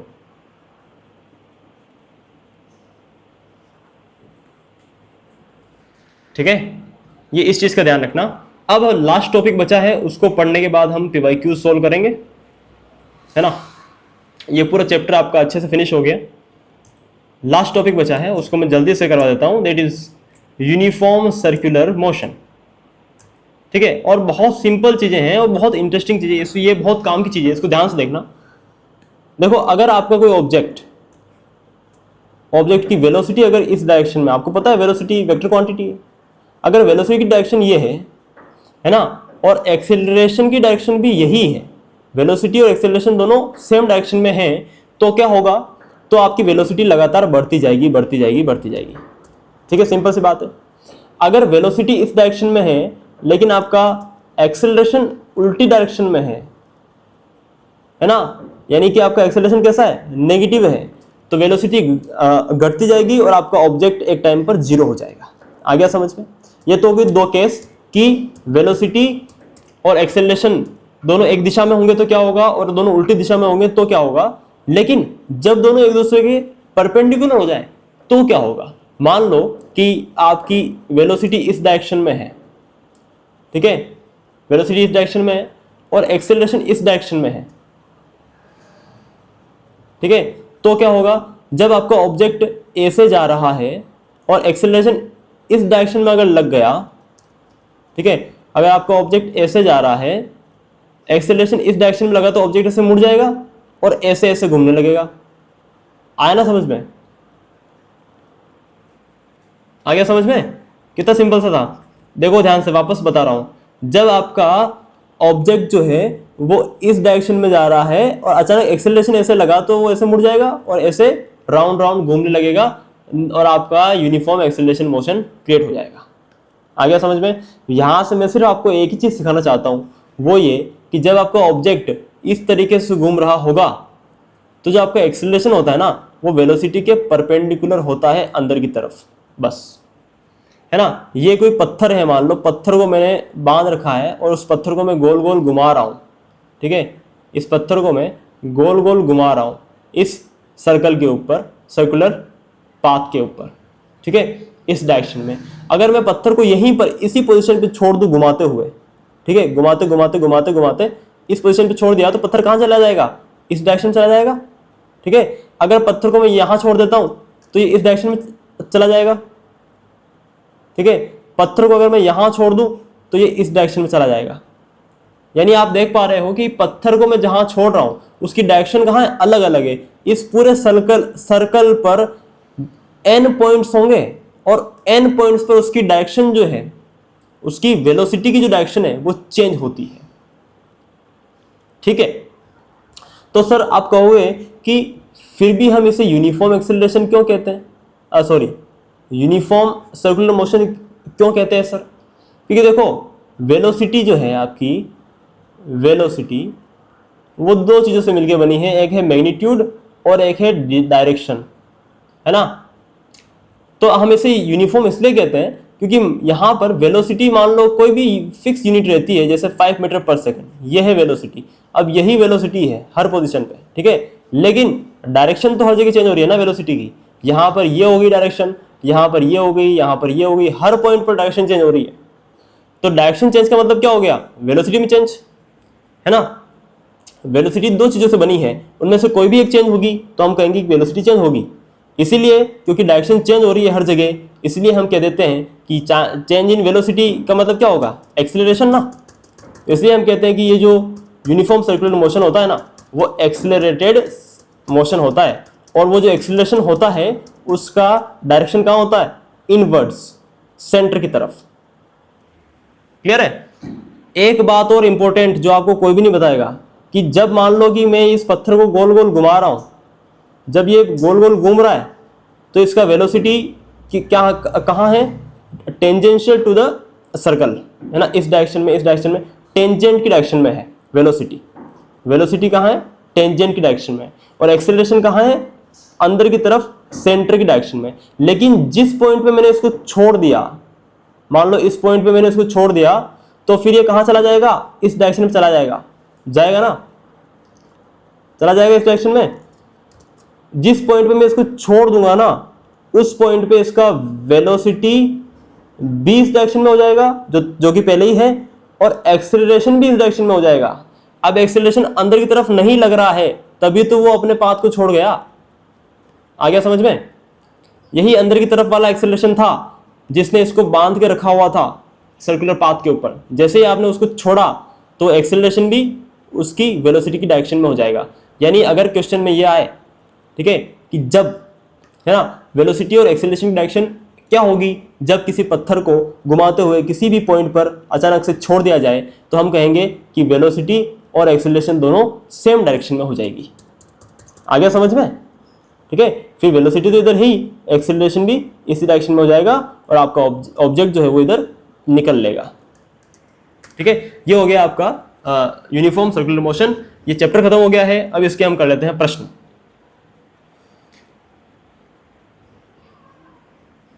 यहां थोड़ा सा मैं लिख देता हूं कि डायरेक्शन, वेलोसिटी, है ना, एंड एक्सेलरेशन जो है वो एक दूसरे के परपेंडिकुलर होते हैं। ठीक है, इस मोशन के अंदर जिस पॉइंट पे आप छोड़ दोगे, व्हेन वी, है ना, फ्री द स्टोन, जब हम पत्थर को छोड़ दें किसी पॉइंट पर, तो ऑन दैट पॉइंट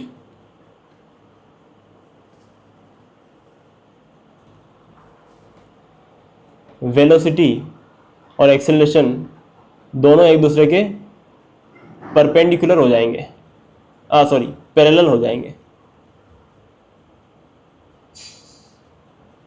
ठीक है, पैरेलल की स्पेलिंग रॉन्ग होगी, देख लेना, है ना, एक ही डायरेक्शन में हो जाएंगे। अलग इस तरीके से लिख देते हैं इसको।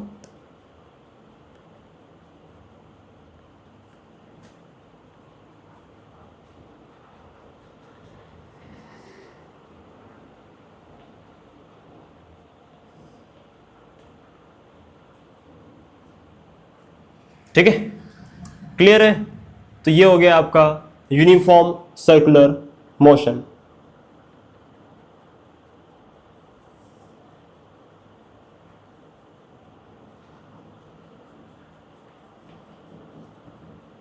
क्लियर है। अब हम चलते हैं प्रश्नों की तरफ और जो सीखा है उसको इम्प्लीमेंट करते हैं।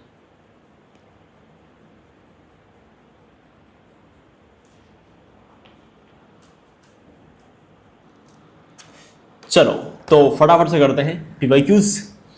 देखो पहला क्वेश्चन आपके सामने है एनडीए 2 2024 का। समझना ध्यान से, है ना, समझने का ख्याल है। क्वेश्चन को ध्यान से पढ़ो। स्टार्टिंग फ्रॉम रेस्ट, तो शुरुआत में हमें पता चल गया रेस्ट यानी इनिशियल वेलोसिटी 0 है। ठीक है, starting from rest a vehicle accelerate at the rate of 2 meter per second square. Acceleration दिया है 2 मीटर पर सेकेंड स्क्वायर। ठीक है, टुवर्ड्स ईस्ट, ईस्ट की तरफ जाता है फॉर 10 सेकेंड, टाइम दिया है 10 सेकेंड। यानी उसने 0 से शुरू किया और 2 मीटर पर सेकेंड स्क्वायर का एक्सेलरेशन प्राप्त कर लिया, और ऐसा कारनामा करने के लिए उसने 10 सेकेंड का टाइम लिया, और वो जा रहा है कहां पर, ईस्ट की तरफ। ओके, इट देन स्टॉप्स, तब वो रुक गया, यानी final velocity 0। Okay, it then accelerates again, और फिर उसने वापस से शुरू किया। अब देखो ये तो केस 1 हो गया है ना, ये काम वो कर रहा है जब वो ईस्ट की तरफ जा रहा है। उसके बाद इट देन एक्सिलरेट्स, वापस से उसने जब v 0 कर दिया था, तो जब दूसरा केस में शुरू करूंगा तो उसके लिए इनिशियल वेलोसिटी 0 से शुरू होगी ना, इनिशियल वेलोसिटी 0 हो जाएगी। उसने वापस से एक्सिलरेट किया at the rate of 4 meter 4√2, यानी इस बार एक्सेलरेशन कितना है 4√2 मीटर पर सेकेंड स्क्वायर, ठीक है। For the next 10 seconds, time वही है जो पहले था, ओके। टूवर्ड साउथ, इस बार वो साउथ में गया, ठीक है, this is case 2। The net displacement of the vehicle from the starting point is, तो देखो वो पहले तो ऐसे गया फिर ऐसे गया, पहले ईस्ट में गया फिर साउथ में गया। नेट डिस्प्लेसमेंट देखो, स्टार्टिंग पॉइंट ये रहा पॉइंट ए, और ये पॉइंट बी आपका एंडिंग पॉइंट है, तो हमें ये जो डिस्प्लेसमेंट है ना हमें निकालना है। और हमें पता चल रहा है बिल्कुल साफ साफ कि ये बन रहा है एक राइट एंगल ट्राइंगल, तो हमें ये दोनों हम निकाल लेंगे, ठीक है, ये दोनों चीज़ें तो हम ये आराम से निकाल लेंगे, हाइपोटेनस है क्या नहीं। तो बहुत सिंपल सी चीज़ है, कुछ भी नहीं करना है, हमें निकालना है डिस्प्लेसमेंट। तो बहुत आसान सी चीज़ है डिस्प्लेसमेंट। डिस्प्लेसमेंट देखो भैया, हमें दिया है टाइम, हमें दिया है u, हमें दिया है a, तो हम डिस्प्लेसमेंट का फॉर्मूला लगा सकते हैं। पहले केस के लिए S1 is equal to ut plus half AT square, ut plus half AT square. एक काम करो, सिंपल वाला फॉर्मूला लगा लो, ठीक है, सिंपल वाला फॉर्मूला लगा लो।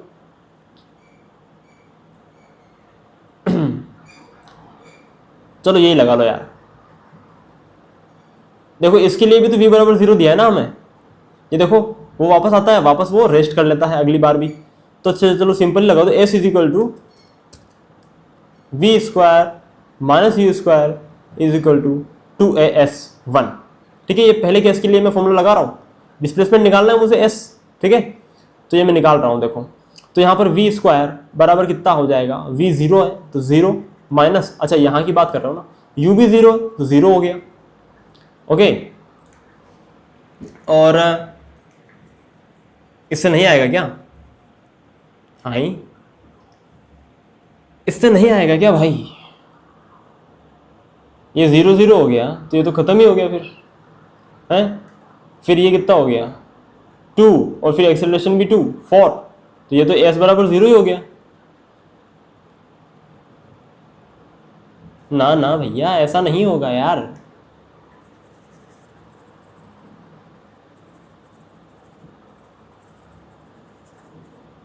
ऐसा नहीं होगा।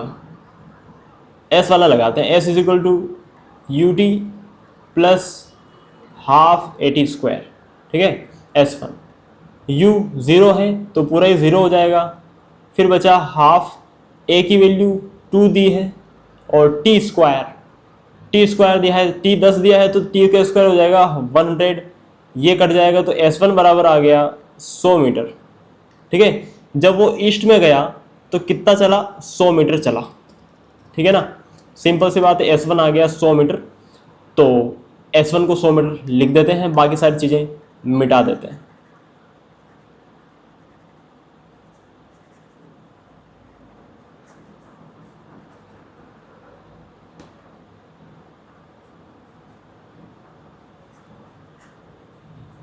अब देखो ये जो फॉर्मूला वो जो मैंने लगाया था v square minus u square बराबर 2s, वो क्यों नहीं लग रहा था, ऐसा आपको एग्जाम में भी देखने को मिलेगा, ठीक है। हाँ, अब ऐसा कोई नहीं बता सकता कि कौन सा फॉर्मूला लगेगा, आपको लगा के देखना पड़ेगा, ठीक है ना, कि क्या आएगा। अब देखो वो चल रहा है ना, तो भैया डिस्प्लेसमेंट तो 0 हो ही नहीं सकता ना यार, तो कॉमन सेंस है, वो फॉर्मूला नहीं लगेगा तो ये लगेगा, डिस्प्लेसमेंट के तो ही फॉर्मूले है हमारे पास, ठीक है। तो ऐसे एग्जाम में उलझ जाओ तो ध्यान रखना, ओके। देखो S2 बराबर क्या हो जाएगा ut, अब इसके लिए भी u 0 है तो ut तो वो तो 0 हो जाएगा, हमें सिर्फ निकालना है हाफ AT स्क्वायर, तो हाफ और a का मान हो गया ये, और t इधर भी सेम है तो 100 हो जाएगा t का स्क्वायर, ठीक है ना। इसको डिवाइड कर दोगे 2 दूनी 4, तो हमारे पास कितना आ जाएगा 100√2, ये आ गया ना। 100 नहीं, 200√2 है ना, यस 2 आया था ना ऊपर, ये हो गया। तो हमारे पास ये जो था ये हमारे पास आ गया 100 और ये हमारे पास आ गया 200√2। हमें निकालना है ये हाइपोटेनस। ठीक है, हाइपोटेनस क्या होता है, हाइपोटेनस का स्क्वायर बराबर बेस का स्क्वायर, डायरेक्ट लिख दूँ वैल्यू, बेस का स्क्वायर ये 100 है, 100 का स्क्वायर 2 जीरो और लग जाएंगे, प्लस इसका स्क्वायर ये जो आपका परपेंडिकुलर है, 2 का स्क्वायर कितना होगा, 2 दूनी 4 है ना, और फिर √2 का स्क्वायर 2 होगा तो 4 दूनी 8, 8 और 4 जीरो लग गए। इसको कर दोगे तो 9 के पीछे 4 जीरो आ जाएंगे, जोड़ दो इनको, फिर हाइपोटेनस का स्क्वायर ये हो गया, तो हाइपोटेनस कितना आ जाएगा हमारे पास, 300 आ जाएगा। ठीक है, ये हो गया आपका क्वेश्चन नंबर 1। ओके, चलो आगे चलते हैं, क्वेश्चन नंबर 2 देखते हैं। बहुत ही सिंपल है। A boy completes 1 round of a circular track of a diameter 200 meter. ये कोई सर्कुलर ट्रैक है, इसका डायमीटर दे रखा है 200 मीटर, और एक लड़का है जो कि 30 सेकंड में इसका पूरा एक चक्कर लगा लेता है। मतलब वो पॉइंट ए से शुरू करता है और वापस चक्कर लगा के ए पर आ जाता है ना। What will be the displacement. देखो डिस्प्लेसमेंट क्या होगा, अगर आप पॉइंट ए से शुरू कर रहे हो, पॉइंट बी तक जा रहे हो और बी से वापस ए तक आ जा रहे हो, तो ये पॉजिटिव डिस्प्लेसमेंट और ये नेगेटिव दोनों मिलाकर टोटल डिस्प्लेसमेंट कितना हो गया, 0 हो गया ना। यानी जाके आप अगर किसी उसी पोजीशन पे वापस लौट आते हो तो आपका डिस्प्लेसमेंट हमेशा 0 होता है।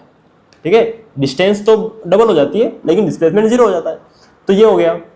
आपको क्या करना है, what will be the displacement. Displacement क्या होगा of the 3 minutes and 45 second. देखो 30 सेकंड में एक राउंड लगा रहा है, तो देखो 30 सेकंड में एक राउंड लगाया, 30 second, 1 minute, 1.5 minute, 2 minute, 2.5 minute और 3 मिनट। 3 मिनट होते ही वो आ गया वापस ए पे, डिस्प्लेसमेंट 0। फिर बचे 45 सेकंड, तो 45 में से 30 सेकंड का वो एक और राउंड लगा लेगा, वापस डिस्प्लेसमेंट 0 हो जाएगा। अब फाइनली बचा मेरा कितना, 15 सेकंड।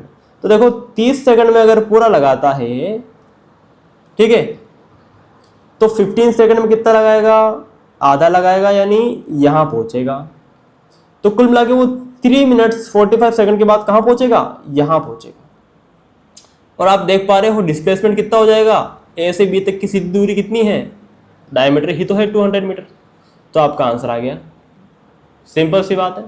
ठीक है, तो उसने क्या लगाया, उसने 7 चक्कर पूरे लगाए और 1 चक्कर आधा लगाया। ठीक है ना, सिंपल सी बात है। चलो आगे चलते हैं। अगला क्वेश्चन देखो, Ram records the odometer. Ram ने ओडोमीटर रिकॉर्ड किया। ओडोमीटर क्या होता है, जो डिस्टेंस दिखाता है कि आपने कितनी डिस्टेंस ट्रेवल करी। ठीक है, गाड़ी के अंदर मीटर होता है जिसको आप 0 कर दोगे, ठीक है, फिर उसके बाद आप उस पर बैठ के जाओ बाइक चलाकर, जहां पहुंचोगे तो आपने कितनी डिस्टेंस ट्रेवल करी तो उसके अंदर लिखा हुआ आ जाता है। क्लियर है ना, वही होता है ओडोमीटर। ओडोमीटर की रीडिंग जो है उसकी कार की उसने नोट करी, तो distance covered from this at the start of his journey and 2400 at the end of the journey. यानी जब उसने शुरुआत करी तो 2000 थी और जब वो जर्नी उसने खत्म करी तो 2400 हो गई। मतलब उसने डिस्टेंस कितनी ट्रेवल करी, 400 किलोमीटर की डिस्टेंस ट्रेवल करी। ठीक है, कितने घंटे में, 8 घंटे में। 8 घंटे में हमें निकालना है एवरेज स्पीड। स्पीड बराबर क्या होता है, डिस्टेंस अपॉन टाइम। निकाल लो, 8 × 5 = 40, 0, 50 किलोमीटर प्रति घंटा स्पीड आ गई। ठीक है, आगे चलते हैं। Which of the following equations related to motion of object is not correct. कौन सी गलत है, s = ud + ½ at स्क्वायर, बिल्कुल सही है। u = v - 80, या फिर v = u - 80 का क्या हो जाएगा, +80, v = u + 80, बिल्कुल सही है। u² - v², गलत है। क्या हो जाएगा, v² - u² = 2as, तो ये वाला गलत है। बाकी ये वाला भी सही है। देखो nth सेकंड का डिस्प्लेसमेंट क्या होता है, u + ½ a 2n - 1। ठीक है, ये मैंने आपको लिखवाया था। आगे चले 91। क्वेश्चन नंबर 91 क्या कह रहा है, ये बड़ा ही प्यारा क्वेश्चन है यार, इसको थोड़ा सा जूम कर लेते हैं।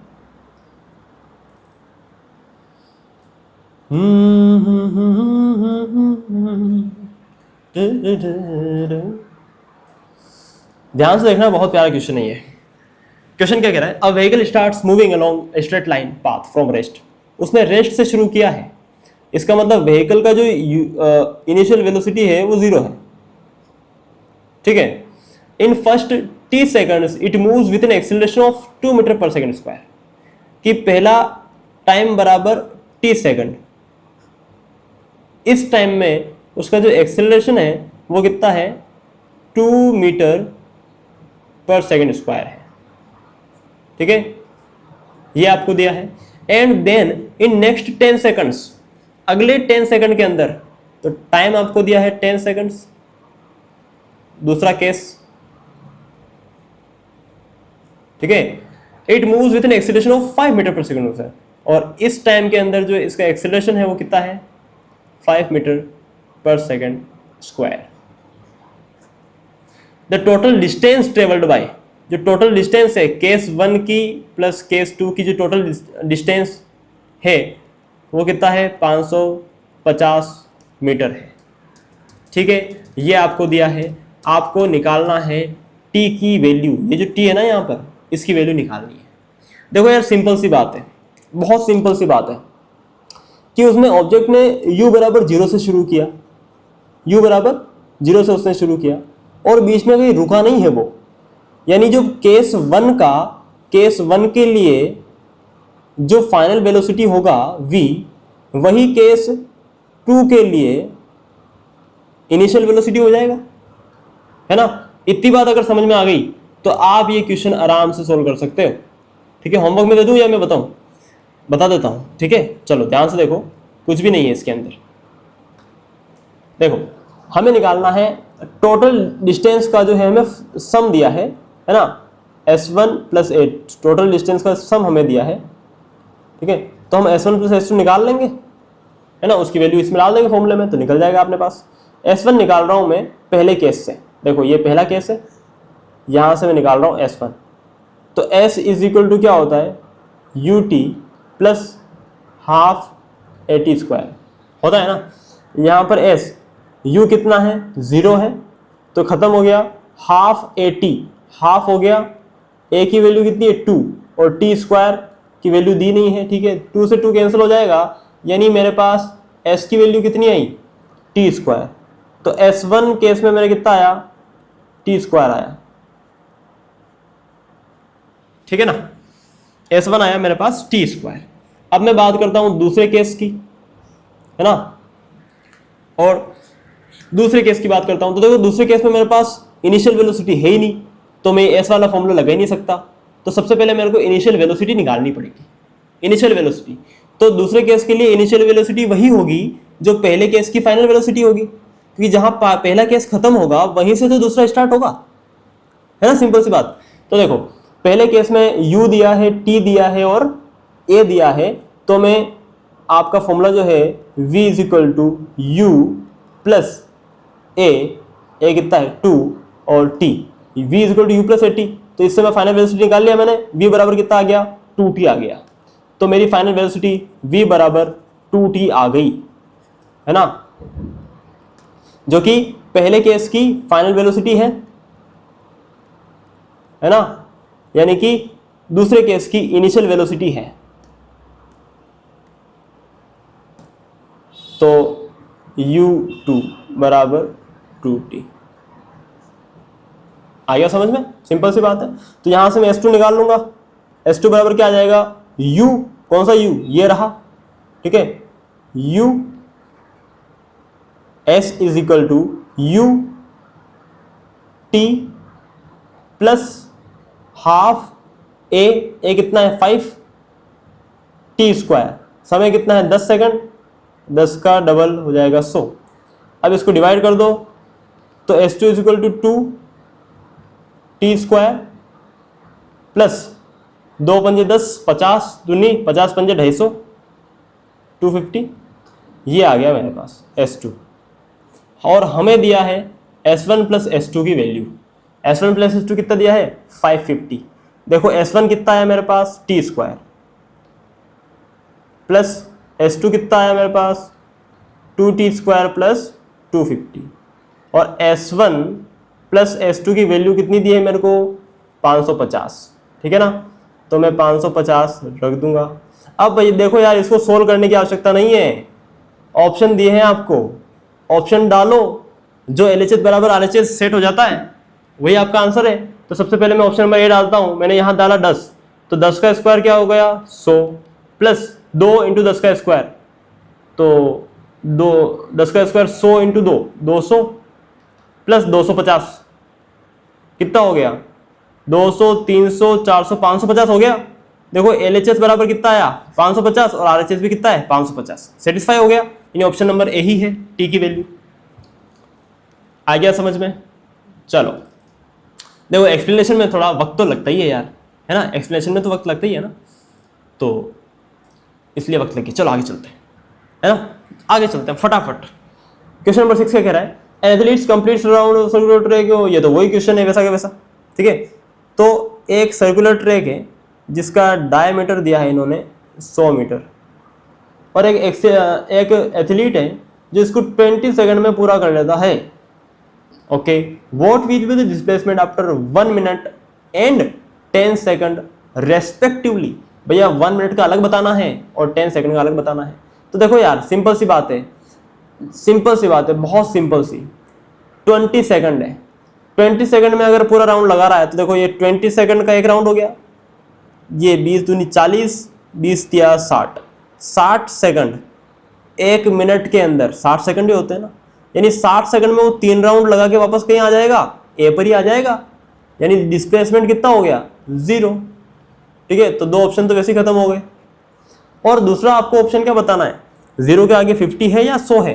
देखो 10 सेकंड में कितना लगाएगा, अगर 20 सेकंड में पूरा राउंड लगा रहा है तो ए पर आ रहा है वापस, तो 10 सेकंड में आधा लगाएगा, मतलब ए से बी तक आएगा 10 सेकंड के अंदर, ठीक है। और जब बी पर खड़ा होगा तो उसका इनिशियल वेलोसिटी के साथ डिस्प्लेसमेंट कितना होगा 100 हो जाएगा, ये रहा 100, 0,100, ऑप्शन नंबर डी। कते आसान था। आगे चलो क्वेश्चन नंबर 22। अब बस स्टार्टिंग फ्रॉम, स्टार्ट कर रही है ना वो, तो u बराबर 0 है initial velocity, starting from a bus stand and moving with uniform acceleration, acceleration uniform है, attains the speed of 20 kilometre, यानी उसकी जो फाइनल वेलोसिटी अब 0 से कितनी हो चुकी है 20 किलोमीटर पर आवर हो चुकी है। कितने टाइम में 10 मिनट्स में, ध्यान रखना टाइम कितने में दिया है 10 मिनट दिया है, हमें मिनट में नहीं चाहिए क्योंकि यहाँ आवर में है और यहाँ भी आवर में है, तो हमें टाइम किस में चाहिए आवर में। आवर क्या होता है 10 मिनट है, मिनट को आवर में बदलोगे तो 60 का डिवाइड कर दोगे, ठीक है, तो कितना हो जाएगा 1/6 आवर हो जाएगा, ठीक है। हमें निकालना है व्हाट इज एक्सेलरेशन, एक्सेलरेशन ए बराबर क्या होता है final velocity minus initial velocity upon time, ठीक है। तो क्या हो जाएगा, इसको सोल्व करोगे तो 6 ऊपर मल्टीपल हो जाएगा, तो 20 छिंग 120 किलोमीटर पर आवर स्क्वायर। तो ये ऑप्शन नंबर बी सिंपल है। आगे चलते हैं, क्या कह रहा है 140 के अंदर, a tennis ball is thrown in the vertically upward direction, tennis ball को वर्टिकली अपवर्ड फेंका गया। तो देखो जब भी वर्टिकली अपवर्ड किसी चीज को फेंका जाएगा तो पृथ्वी का जो ग्रेविटेशन फोर्स है वो उसको नीचे की तरफ खींचेगा, यानी उसमें जो एक्सीलरेशन लगेगा वो -g, नेगेटिव g लगेगा, ठीक है। ये बात, बस यही बात इसमें ध्यान रखनी होती है जब भी आप किसी बॉल को वर्टिकली अपवर्ड फेंकते हो, बिल्कुल सीधा ऊपर की तरफ फेंकते हो, ओके। अब देखो जब ऊपर की तरफ फेंका आपने and the ball attains the maximum height of 20 meter, यानी मैक्सिमम हाइट 20 मीटर तक गई वो, ठीक है, 20 मीटर तक गई है वो, यानी उसका जो डिस्प्लेसमेंट उसने वर्टिकली ट्रेवल किया है, एस की जो वैल्यू है वो 20 मीटर है, डिस्प्लेसमेंट ही तो होता है ना, यहाँ पर हाइट है तो क्या हुआ, ठीक है। The ball was throne approximately with an upward velocity, यानी किस वेलोसिटी से फेंकी गई होगी, यू हमें निकालना है कि किस वेलोसिटी से वो फेंकी गई होगी। अब देखो एक बात कॉमन सेंस है कि अगर वो मैक्सिमम हाइट पर पहुंच गई है, इसका मतलब जब वो मैक्सिमम हाइट पर पहुंच जाएगी 20 मीटर पर तो उसकी वेलोसिटी 0 हो जाएगी ना, क्योंकि कोई भी चीज़ आप एकदम वर्टिकली ऊपर फेंकोगे तो एक पॉइंट ऐसा आएगा जहां पर वो रुक जाएगी और रुकने के बाद वापस से वो नीचे आना स्टार्ट हो जाएगी। तो जब मैक्सिमम हाइट हो जाएगी उस पर उसकी वेलोसिटी v बराबर 0 हो जाएगी। देखो हमें दिया है डिस्प्लेसमेंट, हमें दिया है v 0, ठीक है। और हमें हमारे पास ग्रेविटेशनल एक्सेलरेशन, क्योंकि ये जो चीज़ आप ऊपर फेंकते हो उस पर सिर्फ एक ही एक्सेलरेशन लगता है और वो लगता है -g, है ना। तो हमारे पास क्या है, हमारे पास एक्सेलरेशन है, हमारे पास डिस्प्लेसमेंट है, हमारे पास फाइनल वेलोसिटी है। तो इसका हमारे पास फॉर्मूला भी एक ही है, इन तीनों चीज़ों का हमारे पास एक ही फॉर्मूला है, that is v square minus u square is equal to 2as। v final velocity कितनी है, 0 है, तो 0 लिख दोगे, u स्क्वायर हमें निकालना ही है, बराबर 2।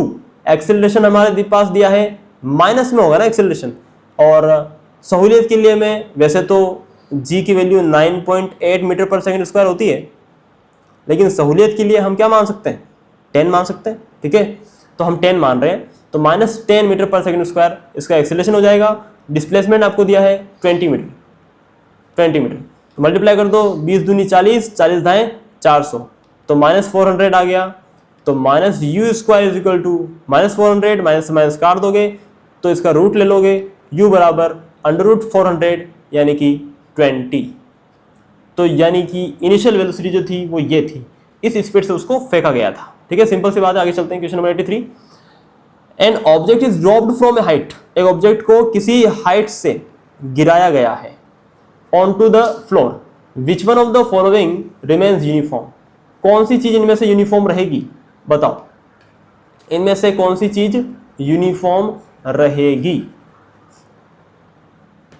देखो ऑब्जेक्ट को ऊपर से गिराया गया है, तो जब नहीं गिराया होगा आपने, जब उसने आपने उसको पकड़ के रखा होगा ऑब्जेक्ट को, तब उसकी वेलोसिटी कितनी होगी, 0 होगी, ठीक है। अब जैसे ही आपने ऑब्जेक्ट को गिरा दिया तो उसकी वेलोसिटी बढ़ने लगेगी, क्योंकि पृथ्वी पर गिर रहा है वो, ठीक है।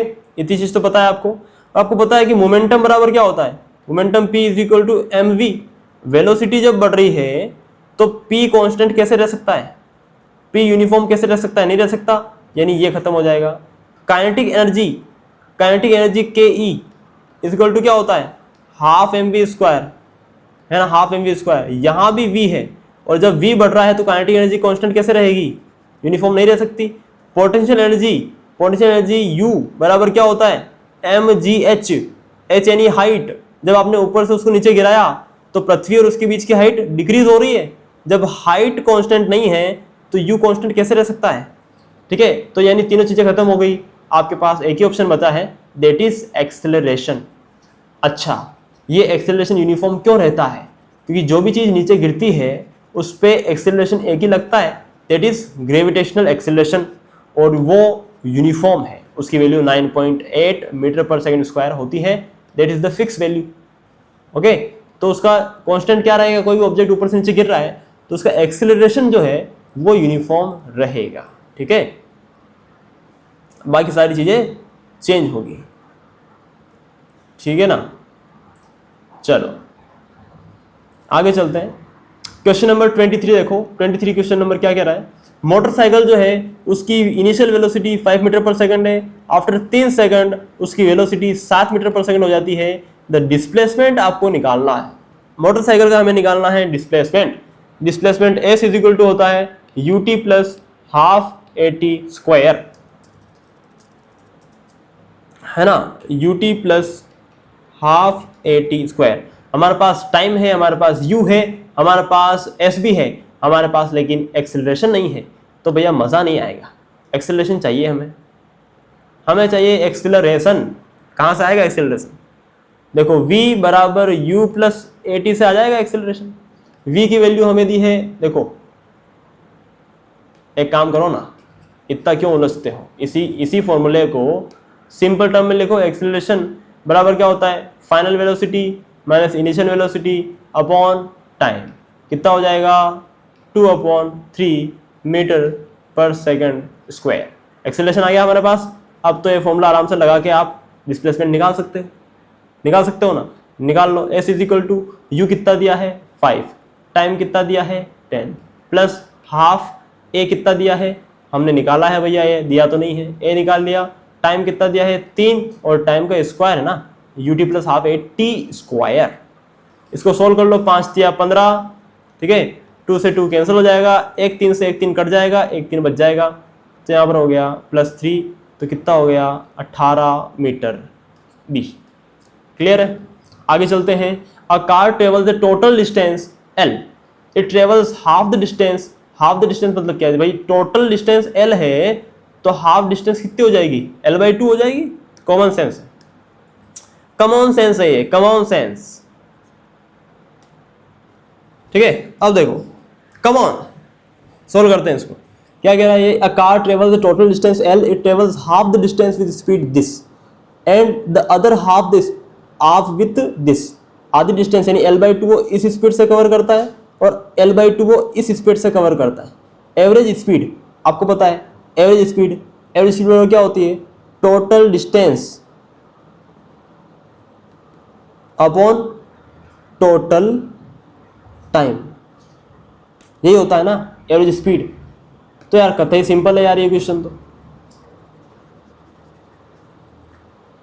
ठीक है। देखो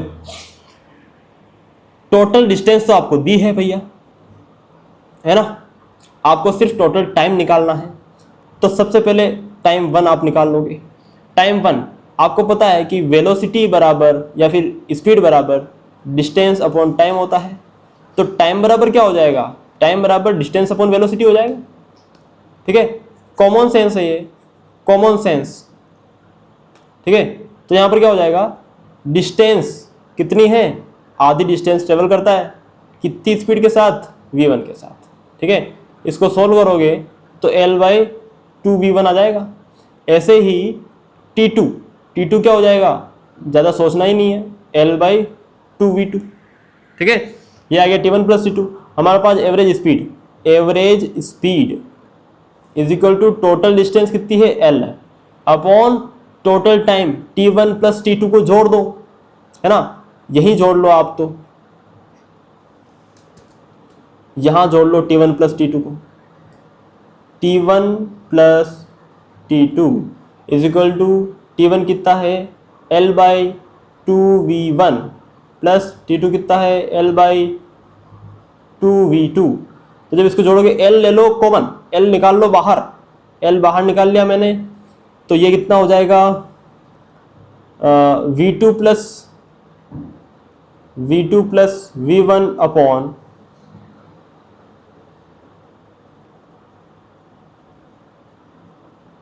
2v1v2, ये हो जाएगा। सिंपल सी बात है, ये वैल्यू आप डाल दो फटाफट यहाँ पर, l और v2 plus v1 upon 2v1v2, ठीक है। l से कट जाएगा, ये ऊपर चला जाएगा, तो क्या हो जाएगा 2v1v2 upon v2 plus v1 या फिर v1 प्लस v2 लिख दो, बात तो एक ही है, 2v1v2 upon v2 plus v1, option number B, ठीक है। सिंपल सी बात है।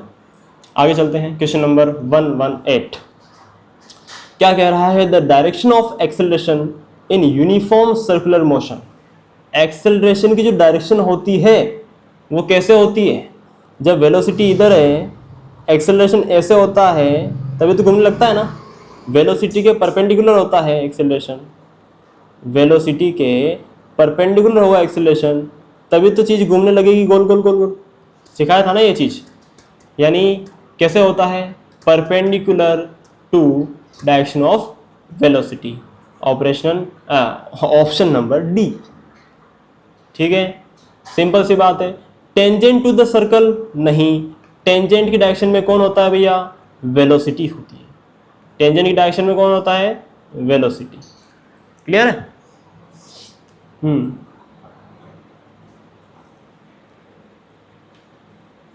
150 eight uniform speed the acceleration क्या होगा भैया, स्पीड यूनिफॉर्म है यानी स्पीड चेंज नहीं हो रही है, 5 meter per second 5 meter per second 5 meter per second, हर सेकंड पे उसकी जो स्पीड है वो फिक्स है, स्पीड चेंज नहीं हो रही है। There is no change in speed, there will be no acceleration, क्योंकि एक्सेलरेशन की डेफिनेशन भी होती है change in speed with time is called acceleration, या फिर चेंज इन वेलोसिटी, बात तो वही है। तो क्योंकि स्पीड चेंज नहीं हो रही है तो एक्सेलरेशन हो गई नहीं, बात खत्म।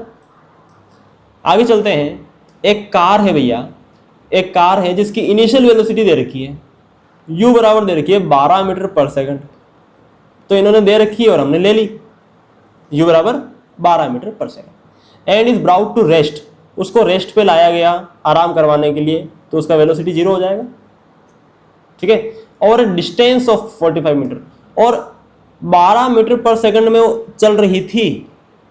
ठीक है, और उसका वेलोसिटी 0 करते करते कितना टाइम लग गया, कितना डिस्टेंस ट्रेवल कर ली उसने, 45 मीटर की। यानी जब आपने ब्रेक लगाया ना उस कार पर, तो ब्रेक लगाने के बाद भी वो 45 मीटर तक आगे गई है। ठीक है, मतलब ब्रेक खराब है भाई साहब, ठीक कराओ, ऐसा काम नहीं चलेगा। अब देखो ये क्या कह रहा है, the acceleration of the car क्या होगा। अब पहली बात तो देखो यार, आप स्पीड घटा रहे हो ना, घटा रहे हो मतलब एक्सेलरेशन जो है वो नेगेटिव होगा, और नेगेटिव एक्सेलरेशन को रिटार्डेशन कहते हैं। इसका मतलब जो पॉजिटिव वाले ऑप्शंस हैं उनको तो आप निपटा दो, पहले 2 ही ऑप्शन बचे हैं हमारे पास। अब हमें दिया है देखो u, v और s, तो सिंपल सा एक ही फॉर्मूला याद आता है, v square minus u square is equal to 2as। ठीक है, v 0 दिया है तो इसको छोड़ दो, u की वैल्यू 12 12 144 हो जाएगा। ठीक है, 12 का स्क्वायर 144 बराबर 2, और a की वैल्यू हमें निकालनी है, s की वैल्यू दी है 45 इंटू 2 कितना हो जाएगा 90, 90 को डिवाइड कर दो तो -144 अपॉन 90, ये आ जाएगा हमारे पास एक्सेलरेशन।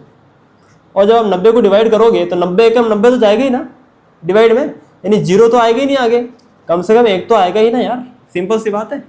ठीक है, सोल्व क्यों करना है आगे। आगे चलो, ये देखो यार बहुत प्यारा क्वेश्चन है यार। ठीक है, और ये डिस्टेंस टाइम ग्राफ का क्वेश्चन है।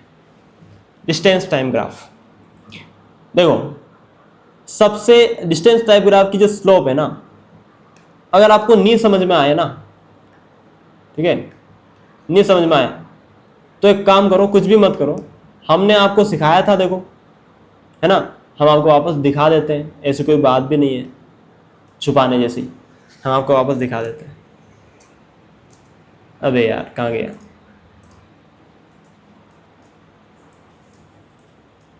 डिस्टेंस टाइम ग्राफ, आजा भाई आजा, ये रहा डिस्टेंस टाइम ग्राफ, दिखाई दे रहा होगा आपको, this is our distance time graph.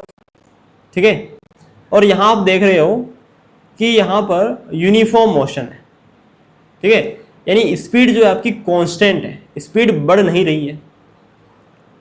ठीक है, अगर स्पीड बढ़ रही होती, ठीक है,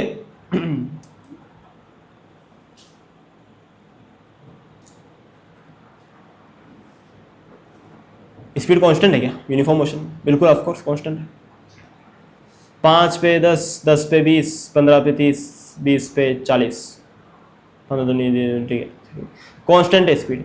तो इस ग्राफ का डिस्टेंस टाइम ग्राफ का जो स्लोप होता है ना, स्लोप, ठीक है, दैट स्लोप, ये जो स्लोप है यही आपका स्पीड या फिर वेलोसिटी को दिखाता है। इस चीज को पता है आपको, ये चीज इस स्लोप से अपन निकालते हैं स्पीड।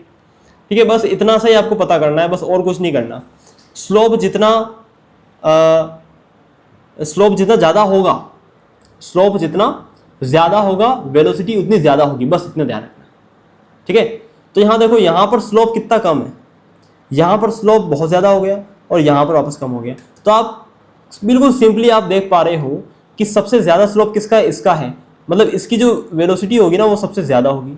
फिर इसके बाद जो आपको स्लोप दिख रहा है, ढाल, वो इसका दिख रहा है, और सबसे ज़्यादा फ्लैट ये है, यानी वी बी के बाद कौन सी वेलोसिटी आ जाएगी, वी ए, और वी ए के बाद किसकी वेलोसिटी आ जाएगी, वी सी। बस आपको स्लोप से निकालना है। डिस्टेंस टाइम ग्राफ का स्लोप जितना ज़्यादा होगा, ठीक है, स्पीड या फिर वेलोसिटी उतनी ज़्यादा होगी। ठीक है, कॉमन सेंस है, यानी कि वी बी सबसे ज़्यादा होगा, बी की वेलोसिटी सबसे ज़्यादा होगी, इसका स्लोप सबसे अधिक है, तो बी की वेलोसिटी सबसे ज़्यादा होगी, ये रही। ठीक है ना, उसके बाद ए की वेलोसिटी आएगी, देखो ए की, फिर सी की आ जाएगी, ये सी की। ऑप्शन नंबर बी कतई जहर क्वेश्चन था ये, तो सिंपल सा। आ जाओ आगे फटाफट से, क्वेश्चन नंबर 48 क्या कह रहा है, देखो, a car moving with speed of 12 meter per second square, यानी उसकी, देखो मैंने कहा था ना कि हमेशा कोई चीज़ जो है 0 से शुरू करे, ये ज़रूरी नहीं है, देखो कार जो है पहले से हमें उसकी उन्होंने इनिशियल स्पीड दे रखी है 12 मीटर पर सेकंड। ये हमें उसकी इनिशियल स्पीड उन्होंने दे रखी है तो हमने ले ली कि भाई लाओ दे दो, ठीक है। ये क्या कह रहा है, is subjected to brakes which produce deceleration. Car ने ब्रेक लगाया और डिसेलरेशन यानी नेगेटिव एक्सेलरेशन, ठीक है, रिटार्डेशन भी बोल दोगे इसे। क्या हो जाएगा, नेगेटिव एक्सेलरेशन तो माइनस में हो जाएगा, सिंपल सी बात है यार, ठीक है। वो हो जाएगा ये -6 meter per second square. The car takes 2 second to stop. Car ने रुकने में सिर्फ 2 सेकंड का वक्त लिया। क्या बात है यार, बहुत अच्छा ब्रेक सिस्टम करवा रखा है, डिस्क ब्रेक लगवा रखे इन्होंने। After the application of the brakes what is the distance covered by the car after the application of the brake. तो कितना डिस्टेंस यानी कितना डिस्प्लेसमेंट उसने कवर किया है कार ने, हमें ये निकालना है, ठीक है। अब एक बात बताओ कि कार जो है, ठीक है, रुक गई है, देखो स्टॉप हो गई वो, यानी कि v जो है वो 0 है, तो डिस्प्लेसमेंट निकाल लोगे ना। s is equal to u t, u कितना है 12, t कितना है 2, 12 दूनी 24, ठीक है।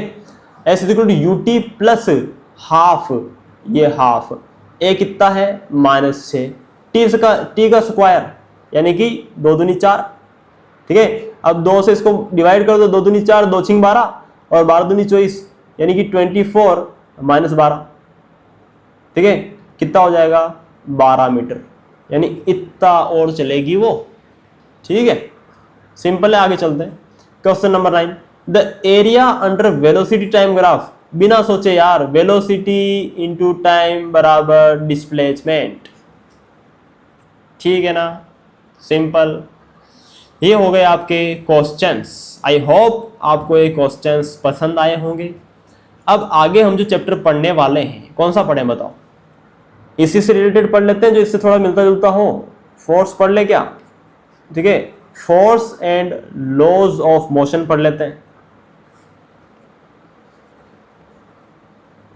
यही पढ़ ले, बहुत बड़े चैप्टर है ये भी, ठीक है। तो हम अब आगे पढ़ने वाले हैं force and laws of motion, उसके बाद हम पढ़ेंगे ग्रेविटेशन, ठीक है। चलो शुरू करते हैं।